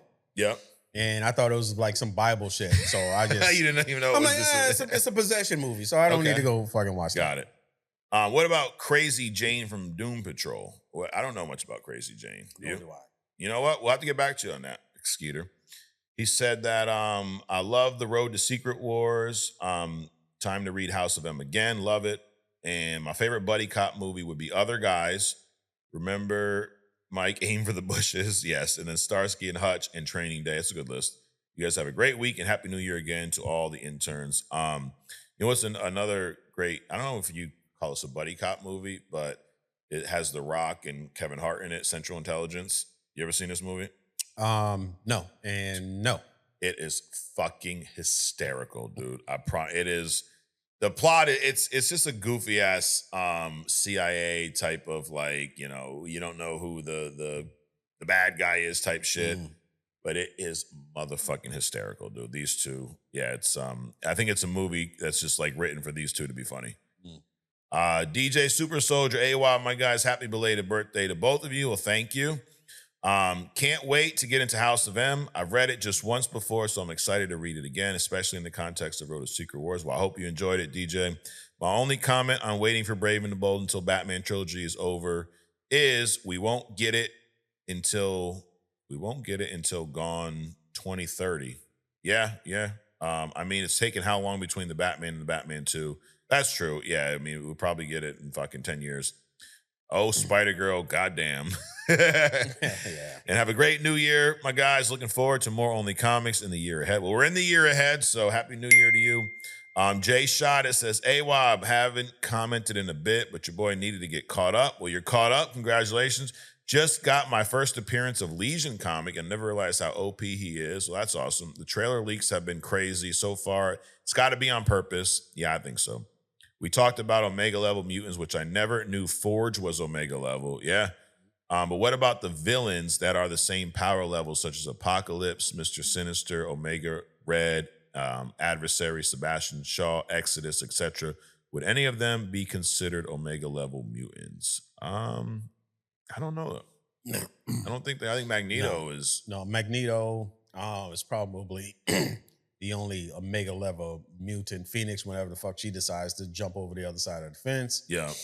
But from a villain, no, there's really not. I mean, Apocalypse was crazy powerful, but it doesn't. I mean, the key qualifier is there's no limit to their power. Correct. And a lot of these villains have limits. Apocalypse. He's one you think would be close? Yeah, I would say close, but not necessarily Omega level. Okay. And then he says, also some good hidden gem suggestions in that list. I know Adrian has done a few already. Yeah, Sebastian Shaw would be a cool one. You did Omega Red not too long ago. That was a good one. Did you do a Sinister? I don't know. I think maybe we talked about it. I don't think I did. I don't think so. Sinister. Sinister would be cool. Sounds awful familiar. We've deep dived on several people. Yes. But we can always do it again. Naughty. That dude Pablo says, happy belated birthday. Thank you. I was talking to my dad on my 36th this year. I was saying I sneezed once and my back hasn't been right ever since. His dad's response was, that's okay, bud. It only gets worse from here. Oh, yeah, absolutely. Yep. And it's funny, you do simple shit like that. I stepped off of a curb one time to open the door to get into my car. Yep. I had a Nissan 350Z. Yep. So I didn't even step off the curb. So the car, it's a low car. Okay. But when you're on a curve, even though it's only like, 5 inches, you bend down to open the door. Right. Click. Fucked for 3 weeks, dude. Yeah, 3 I believe weeks. it, dude. I believe it. Yeah, it does only get worse, dude. But I look at it as you're leveling up, dude. I didn't hit age 40, Adrian. I hit level 40. There you go. Okay. There you go. The Captain Canada AWOB, fellas, last one of the year. Yes, it was. And this is the first one of the new year. Those leaks are crazy. Loving the comic accurate Cyclops suit 20 years later. Yo, for real. It's that fucking long, dude. I do believe we should get the Jaws treatment for Doom. Let us anticipate the big bad. Yes. Mike, what do you mean you got a haircut? You mean a beard trim? No, dude, I still grow hair, dude. It's just some areas I don't. Yeah. I mean, it's you got to do it. Yeah. Because you get that, well, I don't know about you, but I get that hole in the clown look. All this shit's gone right at the top.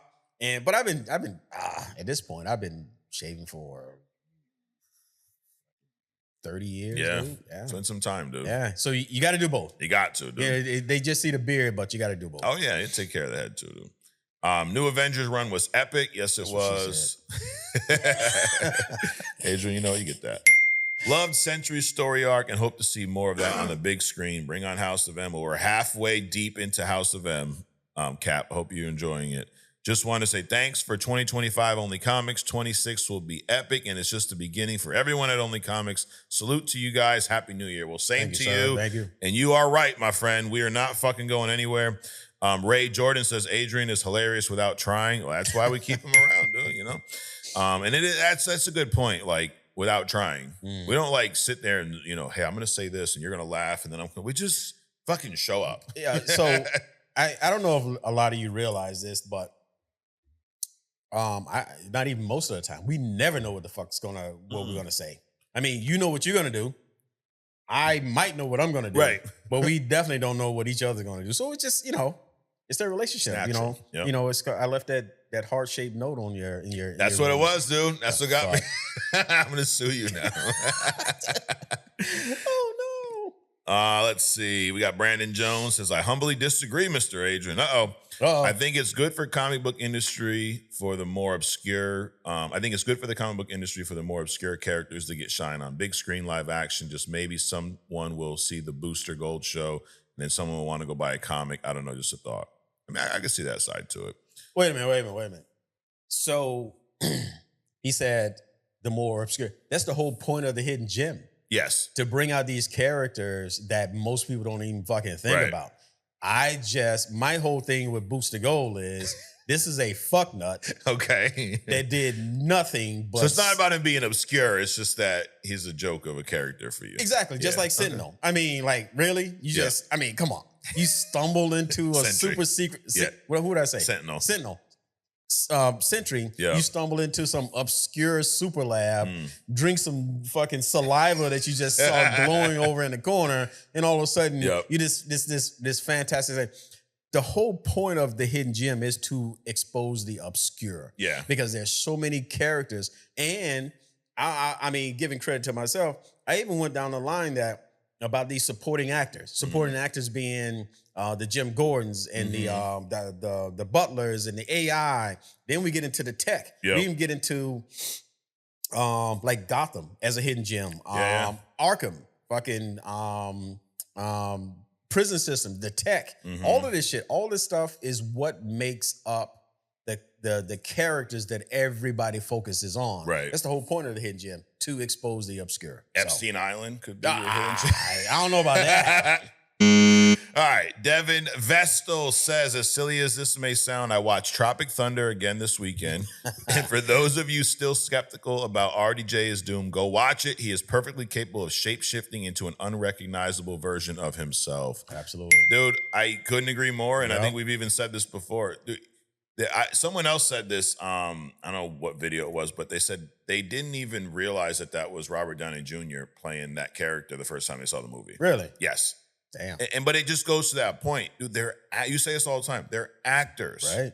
He is acting like Tony Stark. Mm-hmm. That's not how Robert Downey Jr. acts. You see him in interviews. It's not him. No. He's a little more, you know. Yeah. How all actors are. Little Metro. Yes. Actors, I think you got to be fucking Metro or half gay to be an actor. I don't know if it's a requirement. Do they ask on the intake form? And I got nothing against it. My point is what you see on screen is almost never who that character, unless it's The Rock. No. But it's almost like a British dude doing an American accent. I mean, come on. Like, really? Who knew that fucking Dark Superman talked like that and shit? Talked like a fucking 9-year-old. Right. Whatever his name was. Yeah. Witcher. Cavill? Yeah, Cavill. Yeah. He sounds nothing like he looks. About Hugh Jackman. Right. Hi, mate. Like, that's the fucking motherfucker who's ground. Yeah, mate, I did the movie. Yeah. What the fuck? Anyways, but yes, Devin, you are right, my friend. Maple Grove, last AWAB of the year. Thanks for a wonderful year of listening to help me get through my work days. Excited to see you guys react to House of M. Well, I hope you enjoyed it. I actually read it a few months ago. Because of you, I got the next few issues of the Tom Taylor run of Nightwing from my wife for Christmas. So that's a good gift, too. So that's my reading list for the next while. Happy New Year. Happy New Year, Naple. He said also, killer hidden gem deep dive. We had the combo last week, Adrian. I should definitely try to finish the show, Legion. It actually makes me think of Jane from, he also says it, from Doom Patrol. And she's got like 30 personalities, each with a different power. Have you guys heard of her? Barely, dude. I remember Doom Patrol from the Titans show. Remember they were in court and then they started their own show. And I just never got into it. Yeah. Virtual Reality Fitness has a dumbass comment. He says they were building towards Kang, and that was a fact. Okay, and motherfucker, like, who gives a fuck?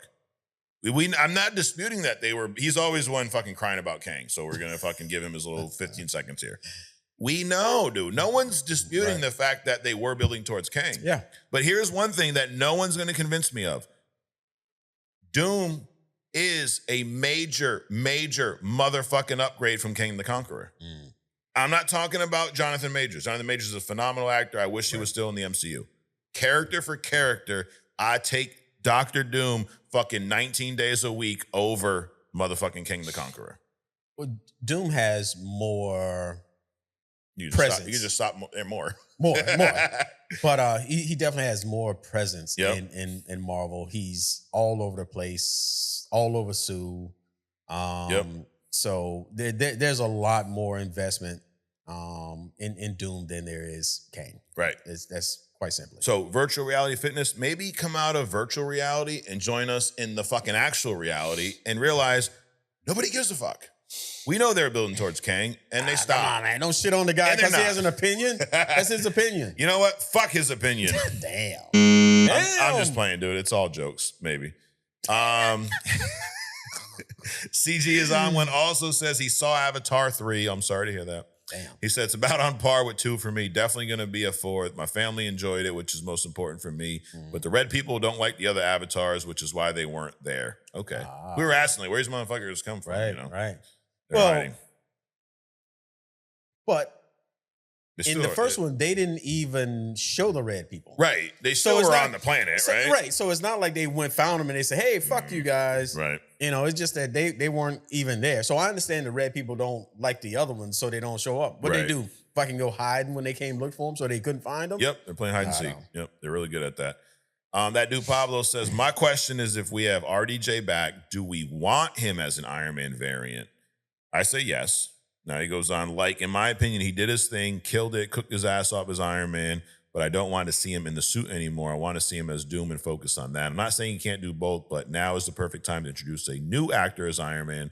The only exception would be is if he plays the infamous Iron Man, which would make more sense as he's Doom, but Iron Man, you know what I mean? Yes. My answer is yes, I want to see him. I think it would almost be a waste if he doesn't play a Iron Man variant in this movie since he's there. And I don't think it's the perfect time to recast an Iron Man because Secret Wars is going to be a reboot.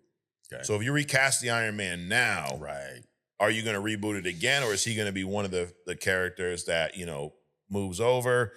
And I think having a new Iron Man in the same movie as Robert Downey Jr., everyone's just going to compare him to Robert Downey Jr. Right. Let this thing, fizzle Play out yeah. and then just bring a new one up. And I think the Avengers are going to be side characters in this mutant saga. I think the X-Men are going to be the focus.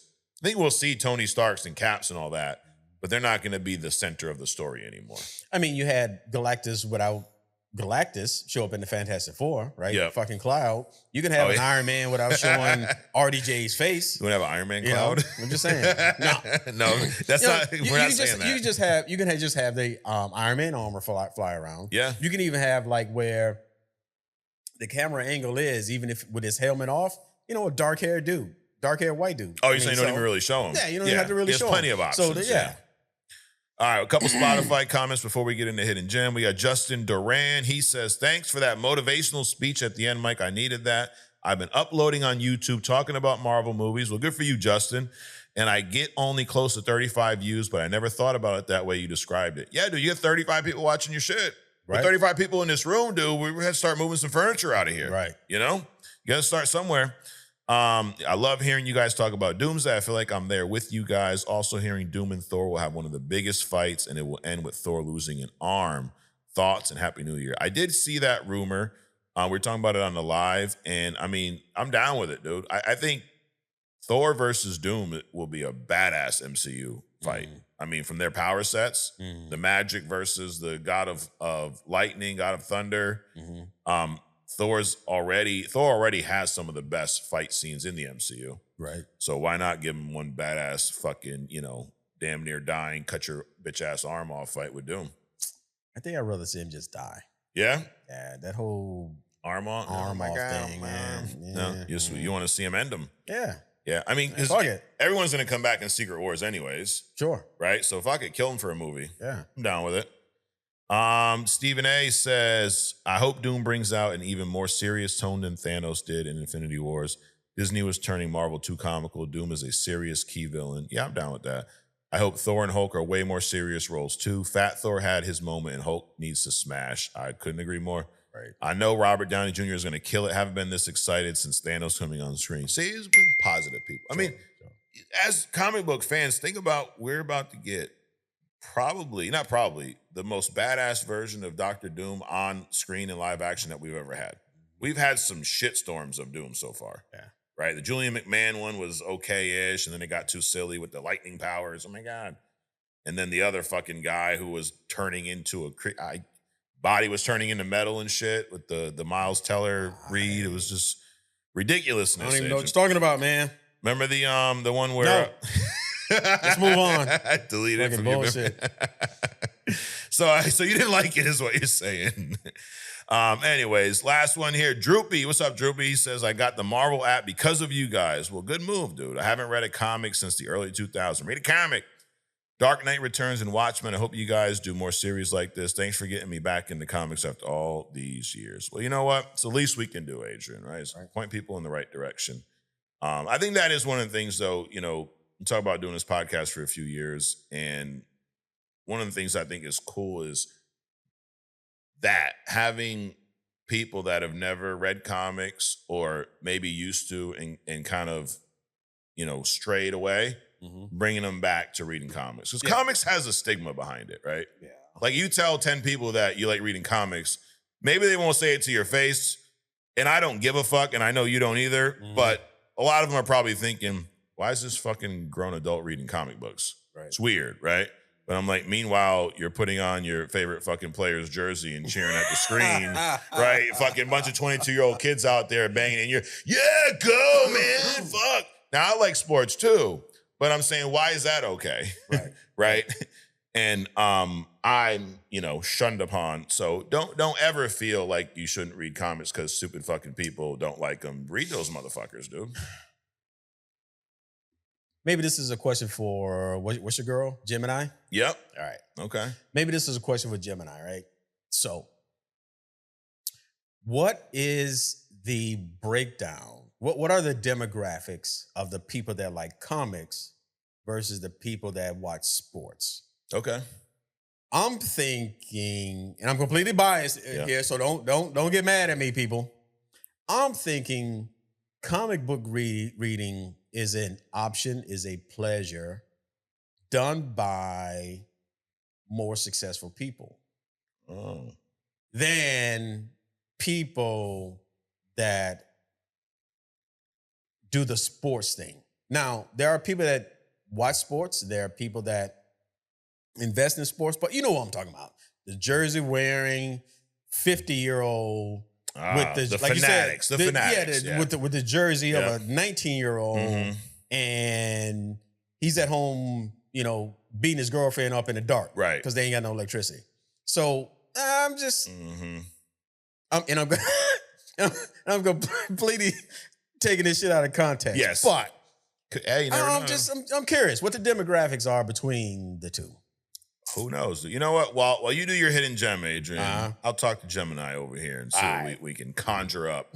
But I mean, because there's fanatics, dude. People are Right. buying fucking Tom Brady's ball sweat on Amazon. Oh my god! Right. Maybe not. Maybe And exactly. Tom Brady don't know who the fuck you are. No, not at all. So, anyways, I mean, Jean Grey don't know who I am either. But True. I'm not wearing Jean Grey fucking shirts and shit. she got a better shot at her knowing who you are because she's a telepath. There's that. And I'm hanging out with Wolvie. Yes. We're in that bubble under the fucking the shit. Hudson River and shit for 3 years. Damn. Anyways, all right, Adrian, the hidden gem. Is it Epstein Island? No, it's not even an island. Okay. All right. All right, What do we so- got this week? All right, so we talk about a lot of stuff, and we're talking about a lot of fringe stuff, and fringe stuff in the comics is that just like that intergalactic shit. We're talking about the multiverse and dimensions and this Yeah. and that, and Loki sitting on a fucking thing, milking the dicks of trees. Yep, tree dicks. Yep. And so, in that same light or vein or along the same kind of conversation, I got an interesting piece of tech here that I want to talk about. All right. And I think we brought it up maybe last week before, or maybe we didn't bring it up at all. This week's hidden gem is the Mother Box. Okay. So, Good old Snyderverse. yeah, with DC. Snyder. So, the Mother Box. Now, it's intriguing. So, we've seen it in Batman. Yep. We know Darkseid uses it. There's some correlation to Victor Stone, right? So we're gonna get into it today. So what is it basically? Because I got a lot of pieces of paper here, so I'm gonna move this fucking thing out the way a little bit. So the Mother Box is basically a sentient supercomputer. It was created by the new gods of New Genesis, so it's not just a machine. It's a living, thinking construct that forms and bonds with its user. Now, that's important when we start talking about Cyborg / Victor Stone. There's an emotional connection that part of what makes it so iconic in DC, and why characters treat it less like a gadget and more like a companion. So it's kind of like Blue Beetle suit, right? Yeah. It's a symbiotic kind of a relationship. Now that relationship makes it powerful, and it's also one of its vulnerabilities too. We get into that. So it's a living supercomputer. It's a new god technology, and bonds with its user. So that's the overarching things. So it was invented by Himan. He was a New Genesis. He would be like the Reed Richards of the new gods, right? They were designed to embody. Now, this is crazy. So a lot of things that were built, designed, developed, created for good, and then you find some asshole that comes along, Apocalypse, and turns it into something that is not designed to do. But it's like money. It's benign. Yeah. You do whatever you want to do with it, right? And it's only an extension of you, but it makes you more of what you actually already are. So it's designed to embody the planet's philosophy of harmony, compassion, and enlightenment. And it's basically the opposite of what fucking Apocalypse uses it for. It has the ability to create boom tubes, which is instant teleportation across galaxies, Yeah. energy manipulation, healing and regeneration, matter manipulation, environmental adaptation, and communication across dimensions. Now, so when they redid Cyborg in the new DCEU, so when I grew up, Victor Stone's dad, so Victor Stone, his dad never spending time with him. He was always in the lab. So Victor went to his dad's lab. And in that lab is when there was this cloud thing, escaped from a dimension. It attacked Victor, and the father saved him by first sucking this thing back into his own dimension. Whoa. And then, building a robotic body around his living flesh, which there wasn't much of. So half his face, most of his body, all kinds of shit. Well, in the new DCEU, Victor was, in order to save him, he was molded around or mixed in with this mother box technology. So basically, it gave Cyborg all of these fucking powers I just mentioned. So his reconstruction, his techno-organic evolution, interdimensional access. So he could do all of this stuff innately. So that's why he can hook into any computer in the world. Yeah. He can boom tube around dimensions. He can do all this shit. He can transform his body into all kinds of stuff. So this new God technology that was used, and there's many mother boxes. They're like I don't know, like a fucking toolbox that we will use. So that's crazy. So if you imagine a race that creates things like we would create, I won't say a toolbox. Let's say what's something that's kind of exotic, right? That most people not most people, some people would have. But if you heard about it, you'd be like, oh, okay. Let's say But a gaming PC, or you're talking even above that. above that. Above Let's that. say Electric car, let's say- Cybertruck. Okay, let's go with that. Okay. So this thing is a Cybertruck to them. They got this technology that they built to do all these different things. Now, the reason that they need them is because they interact with so many other cultures and shit. So this piece about, let me see, where is it? Environmental adaptation. It lets them survive space underwater. So when they travel, they might travel to a planet where fucking there's acid in the air. So this mother box protects them from those kind of things. It allows them, because some of the environments, because what the mother box does when it teleports them, it's like Nightcrawler. He goes, you don't travel like at the speed of light from one point to the next point. You open a portal into something else to circumvent the space. Yeah. Well, that traveling can be extremely harsh. If I can freeze you to death, shrink it, compress you, it's like falling into a black hole. But so the mother box does all of these things in addition to, so to protect the traveler as they're going from one place to another.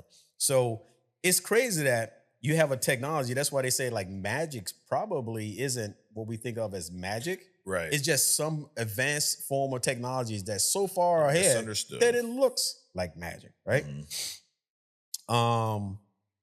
See, New Genesis versus Apocalypse. So New Genesis, again, peace-loving, life-affirming design, harmonious, the device bonds with the user. Apocalypse, he took this thing, just made it into all, you saw the shit in the Batman with the fucking bats and all that other kind of bullshit. Yep. So he took something from somebody else and made it and twisted it into something. But that doesn't mean that it still can't do those things, right?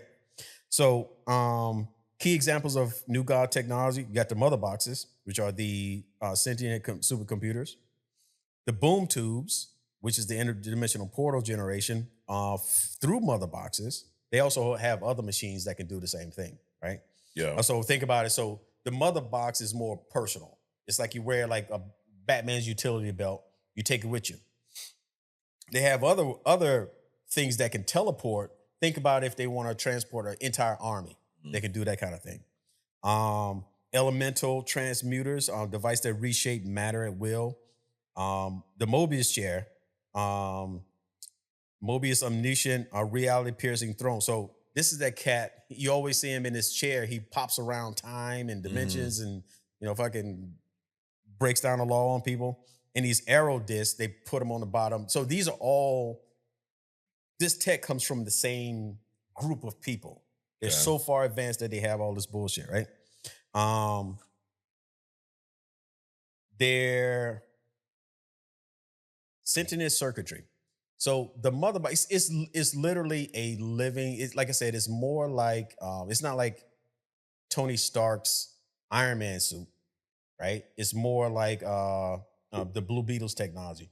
It's almost so it has like a life of its own. It could be affected by the user. It could be shut down by the user's emotional state. It's also kind of like a Green Lantern.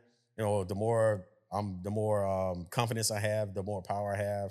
If I don't have the will, then blah blah blah blah blah. What a boom tube actually is, it's actually a tunnel through higher dimensional space, allowing instant travel across galaxies, universes, and even timelines. That's why. So it's not faster than light. It sidesteps normal space entirely. That's why the cat with the chair, he can go across through space and time the same way. So he chooses to do that in a chair as opposed to how Victor does it, which is basically you open up a portal and you walk through it. Got it. Now you got to think about what the mother box does in order to do the things that it does, right? The mother box taps into the source, which is kind of like Doom. He has a generator, right? That taps into pretty much any source and converts it. Well, there's this place called the Source, or Wanda's magic. She gets her shit from a source. Right. We talked about how these people might not have power. So imagine people being not so much having power as they have a innate ability to control something else. Right. But it looks like power because it's coming out of them. Well, it's like this laptop. Without the Wi-Fi, it ain't doing shit online. Right. But it has the ability to tap into the Wi-Fi.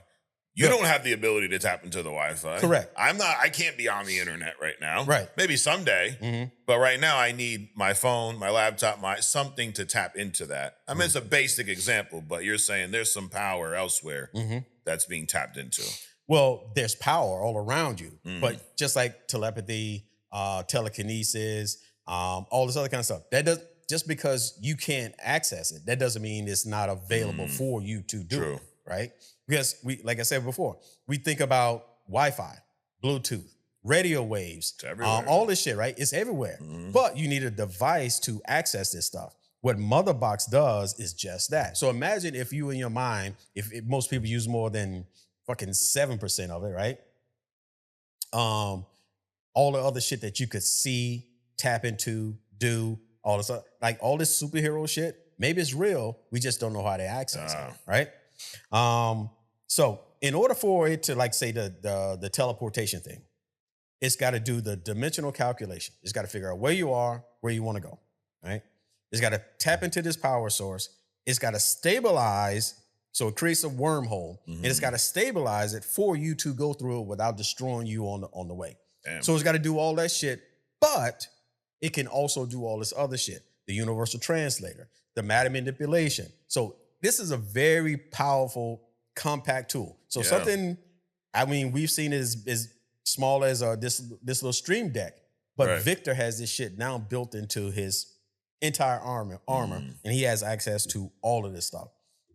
This is actually a lot more shit to this than I thought it was. I'm gonna break this up because this is really a pretty fascinating piece of tech. Yeah. And I'm thinking probably the Tesseract and the gems and all these other relics that's in the Marvel side is probably something along the lines of this new Genesis fucking tech, dude. Yeah. So I'm gonna break this down some more, but the fact that it does all the things that it does, and Victor has that shit, at the press of a button, basically, that makes Victor pretty awesome. Remember, actually in Deceased, if you do it, Victor gets his head pulled off. Okay. Fucking Wonder Woman goes apes. You gotta do Deceased. All right. Anyway, pretty much Victor at this point with this mother box shit is immortal. He really has to just struggle with is how much humanity does he actually have left in him because of all this integration and shit. But anyway, I'm going to expand more on the mother box because it's so much. It's probably like explaining all the different rings in the landing core. Okay. So, but anyway, to be continued. So should we continue that on other stuff? Or should we yeah, we can do that. All right. So on other stuff, we're digging more into the mother box. There we go. All up in the box. All up in the mother's box. All up in the mother's box. Somebody's stuff. mother's Someone's box. Yeah. But you can find that tomorrow, Tuesday. Other stuff. If you want access to that, join the membership League of Interns. It's $4.99 a month, and you'll get access to a whole nother podcast and a library of fucking 48 other episodes of only other stuff. Mm-hmm. We talk about conspiracy. We talk about all kinds of shit there. We talk whatever fucking we feel like at the moment. You know, people say watching the podcast is like just being in the room bullshitting with us. Yeah, I see why they say that, but I think other stuff is more like just being in a room bullshit, because we kind of have some topics here. Yeah. Other stuff is like, the fuck you want to talk about today? Did you see the alien outside on your way here? Yeah, let's talk about it, you know? Find out tomorrow on other stuff. Well, Adrian, phenomenal hidden gem on the mother box. It is probably one of the few redeeming qualities of the DCEU, as we got to see. But we saw him in the Snyder cut, right? The Snyder cut. I'm sure fucking Zack Snyder will post a picture of it next week and go, it's the greatest mother box of all mother boxes. Motherfuck your fucking universe, dude. It's done. Knock it off. He's still posting fucking pictures, dude. Really? Still. Oh, yeah, with some other one last week. And he is Superman. And he's that. No, he's not. I know y'all love Henry. You do. Henry Cavill, Superman's great. He was Superman. Sure. He is not Superman. No more. Knock it off. Shut the fucking fuck up. Damn. I tried to make it a whole episode without a crash out, Adrian, but, you know, he didn't even do it. Well, he did. He posted fucking... I deleted it from my memory. Oh, I think it was... No, it wasn't a Lex Luthor one. It was some fucking... Oh, my God, look at that. Oh, my God. Oh, he's the best. Shut the fuck up. Nobody cares. Damn. Unfortunately, a lot of people do, though. Anyways, well, Adrian, another great hidden gem. We will continue that on other stuff. And right now, it's time. The sun's getting low, big guy, as they say. This is Agree to Disagree. I've got a handful of my opinions as of today, starting the New Year's off right, Adrian. We're going to find out if you agree or not. And then everyone else is going to agree, or they'll be banned and blocked from the channel. No, I'm just kidding. They'll probably complain about it on TikTok, and they'll say I'm a Marvel shill and all this other stuff. But that's okay. That's okay. Anyways, are you ready? Let's do it. Let's do it. All right, here we go. Number one. Captain America, Steve Rogers, was the main character of the MCU. Agree. Captain America was also buffed in the MCU. He was a little inflated, though. He's a little juiced up. I can see where you would say that, but I disagree. You disagree? Spider-Man has been nerfed on screen in general. Agree. Doctor Doom is a major motherfucking upgrade from Kang the Conqueror. One major, sure. Two majors, no. Okay, all right, you disagree. It's a stretch. I'm glazing over here. All right, stay with me on this one. I've said this one before. Out of all of the non-Avenger MCU trilogies, okay, Iron Man, Thor, I know Thor's got 4 movies now, Guardians, Spider-Man, Captain America has the best trilogy. I agree. I think each movie gets a little bit better. I think each movie is fantastic on its own. Winter Soldier is phenomenal, and Civil War is just next level shit. And it's a perfect origin story. Yeah. So Spider-Man would whoop Wolverine's bitch ass. I don't agree with the bitch ass. I know, I shouldn't have put that in there. But yes, I he agree. whoop his ass. Yeah. Wolverine's not a bitch. It's just, it sounds better. Bitch ass. It's got a little more, you know. I mean, people are like, oh, Wolverine, the claws and the fucking teeth. Spider-Man, all you got to do is impale him. Just put something on top. You know, remember in, what was it, Will Smith movie where he was like the superhero? Oh, Hancock. And he dropped that truck on top of the steeple. Yes. That's all Spider-Man got to do. True. You just drop Wolverine on top of a steeple, web his ass up, and it's a done deal. What is he going to do? Well, I mean, he can probably cut himself out of it. Yes, he could. But listen.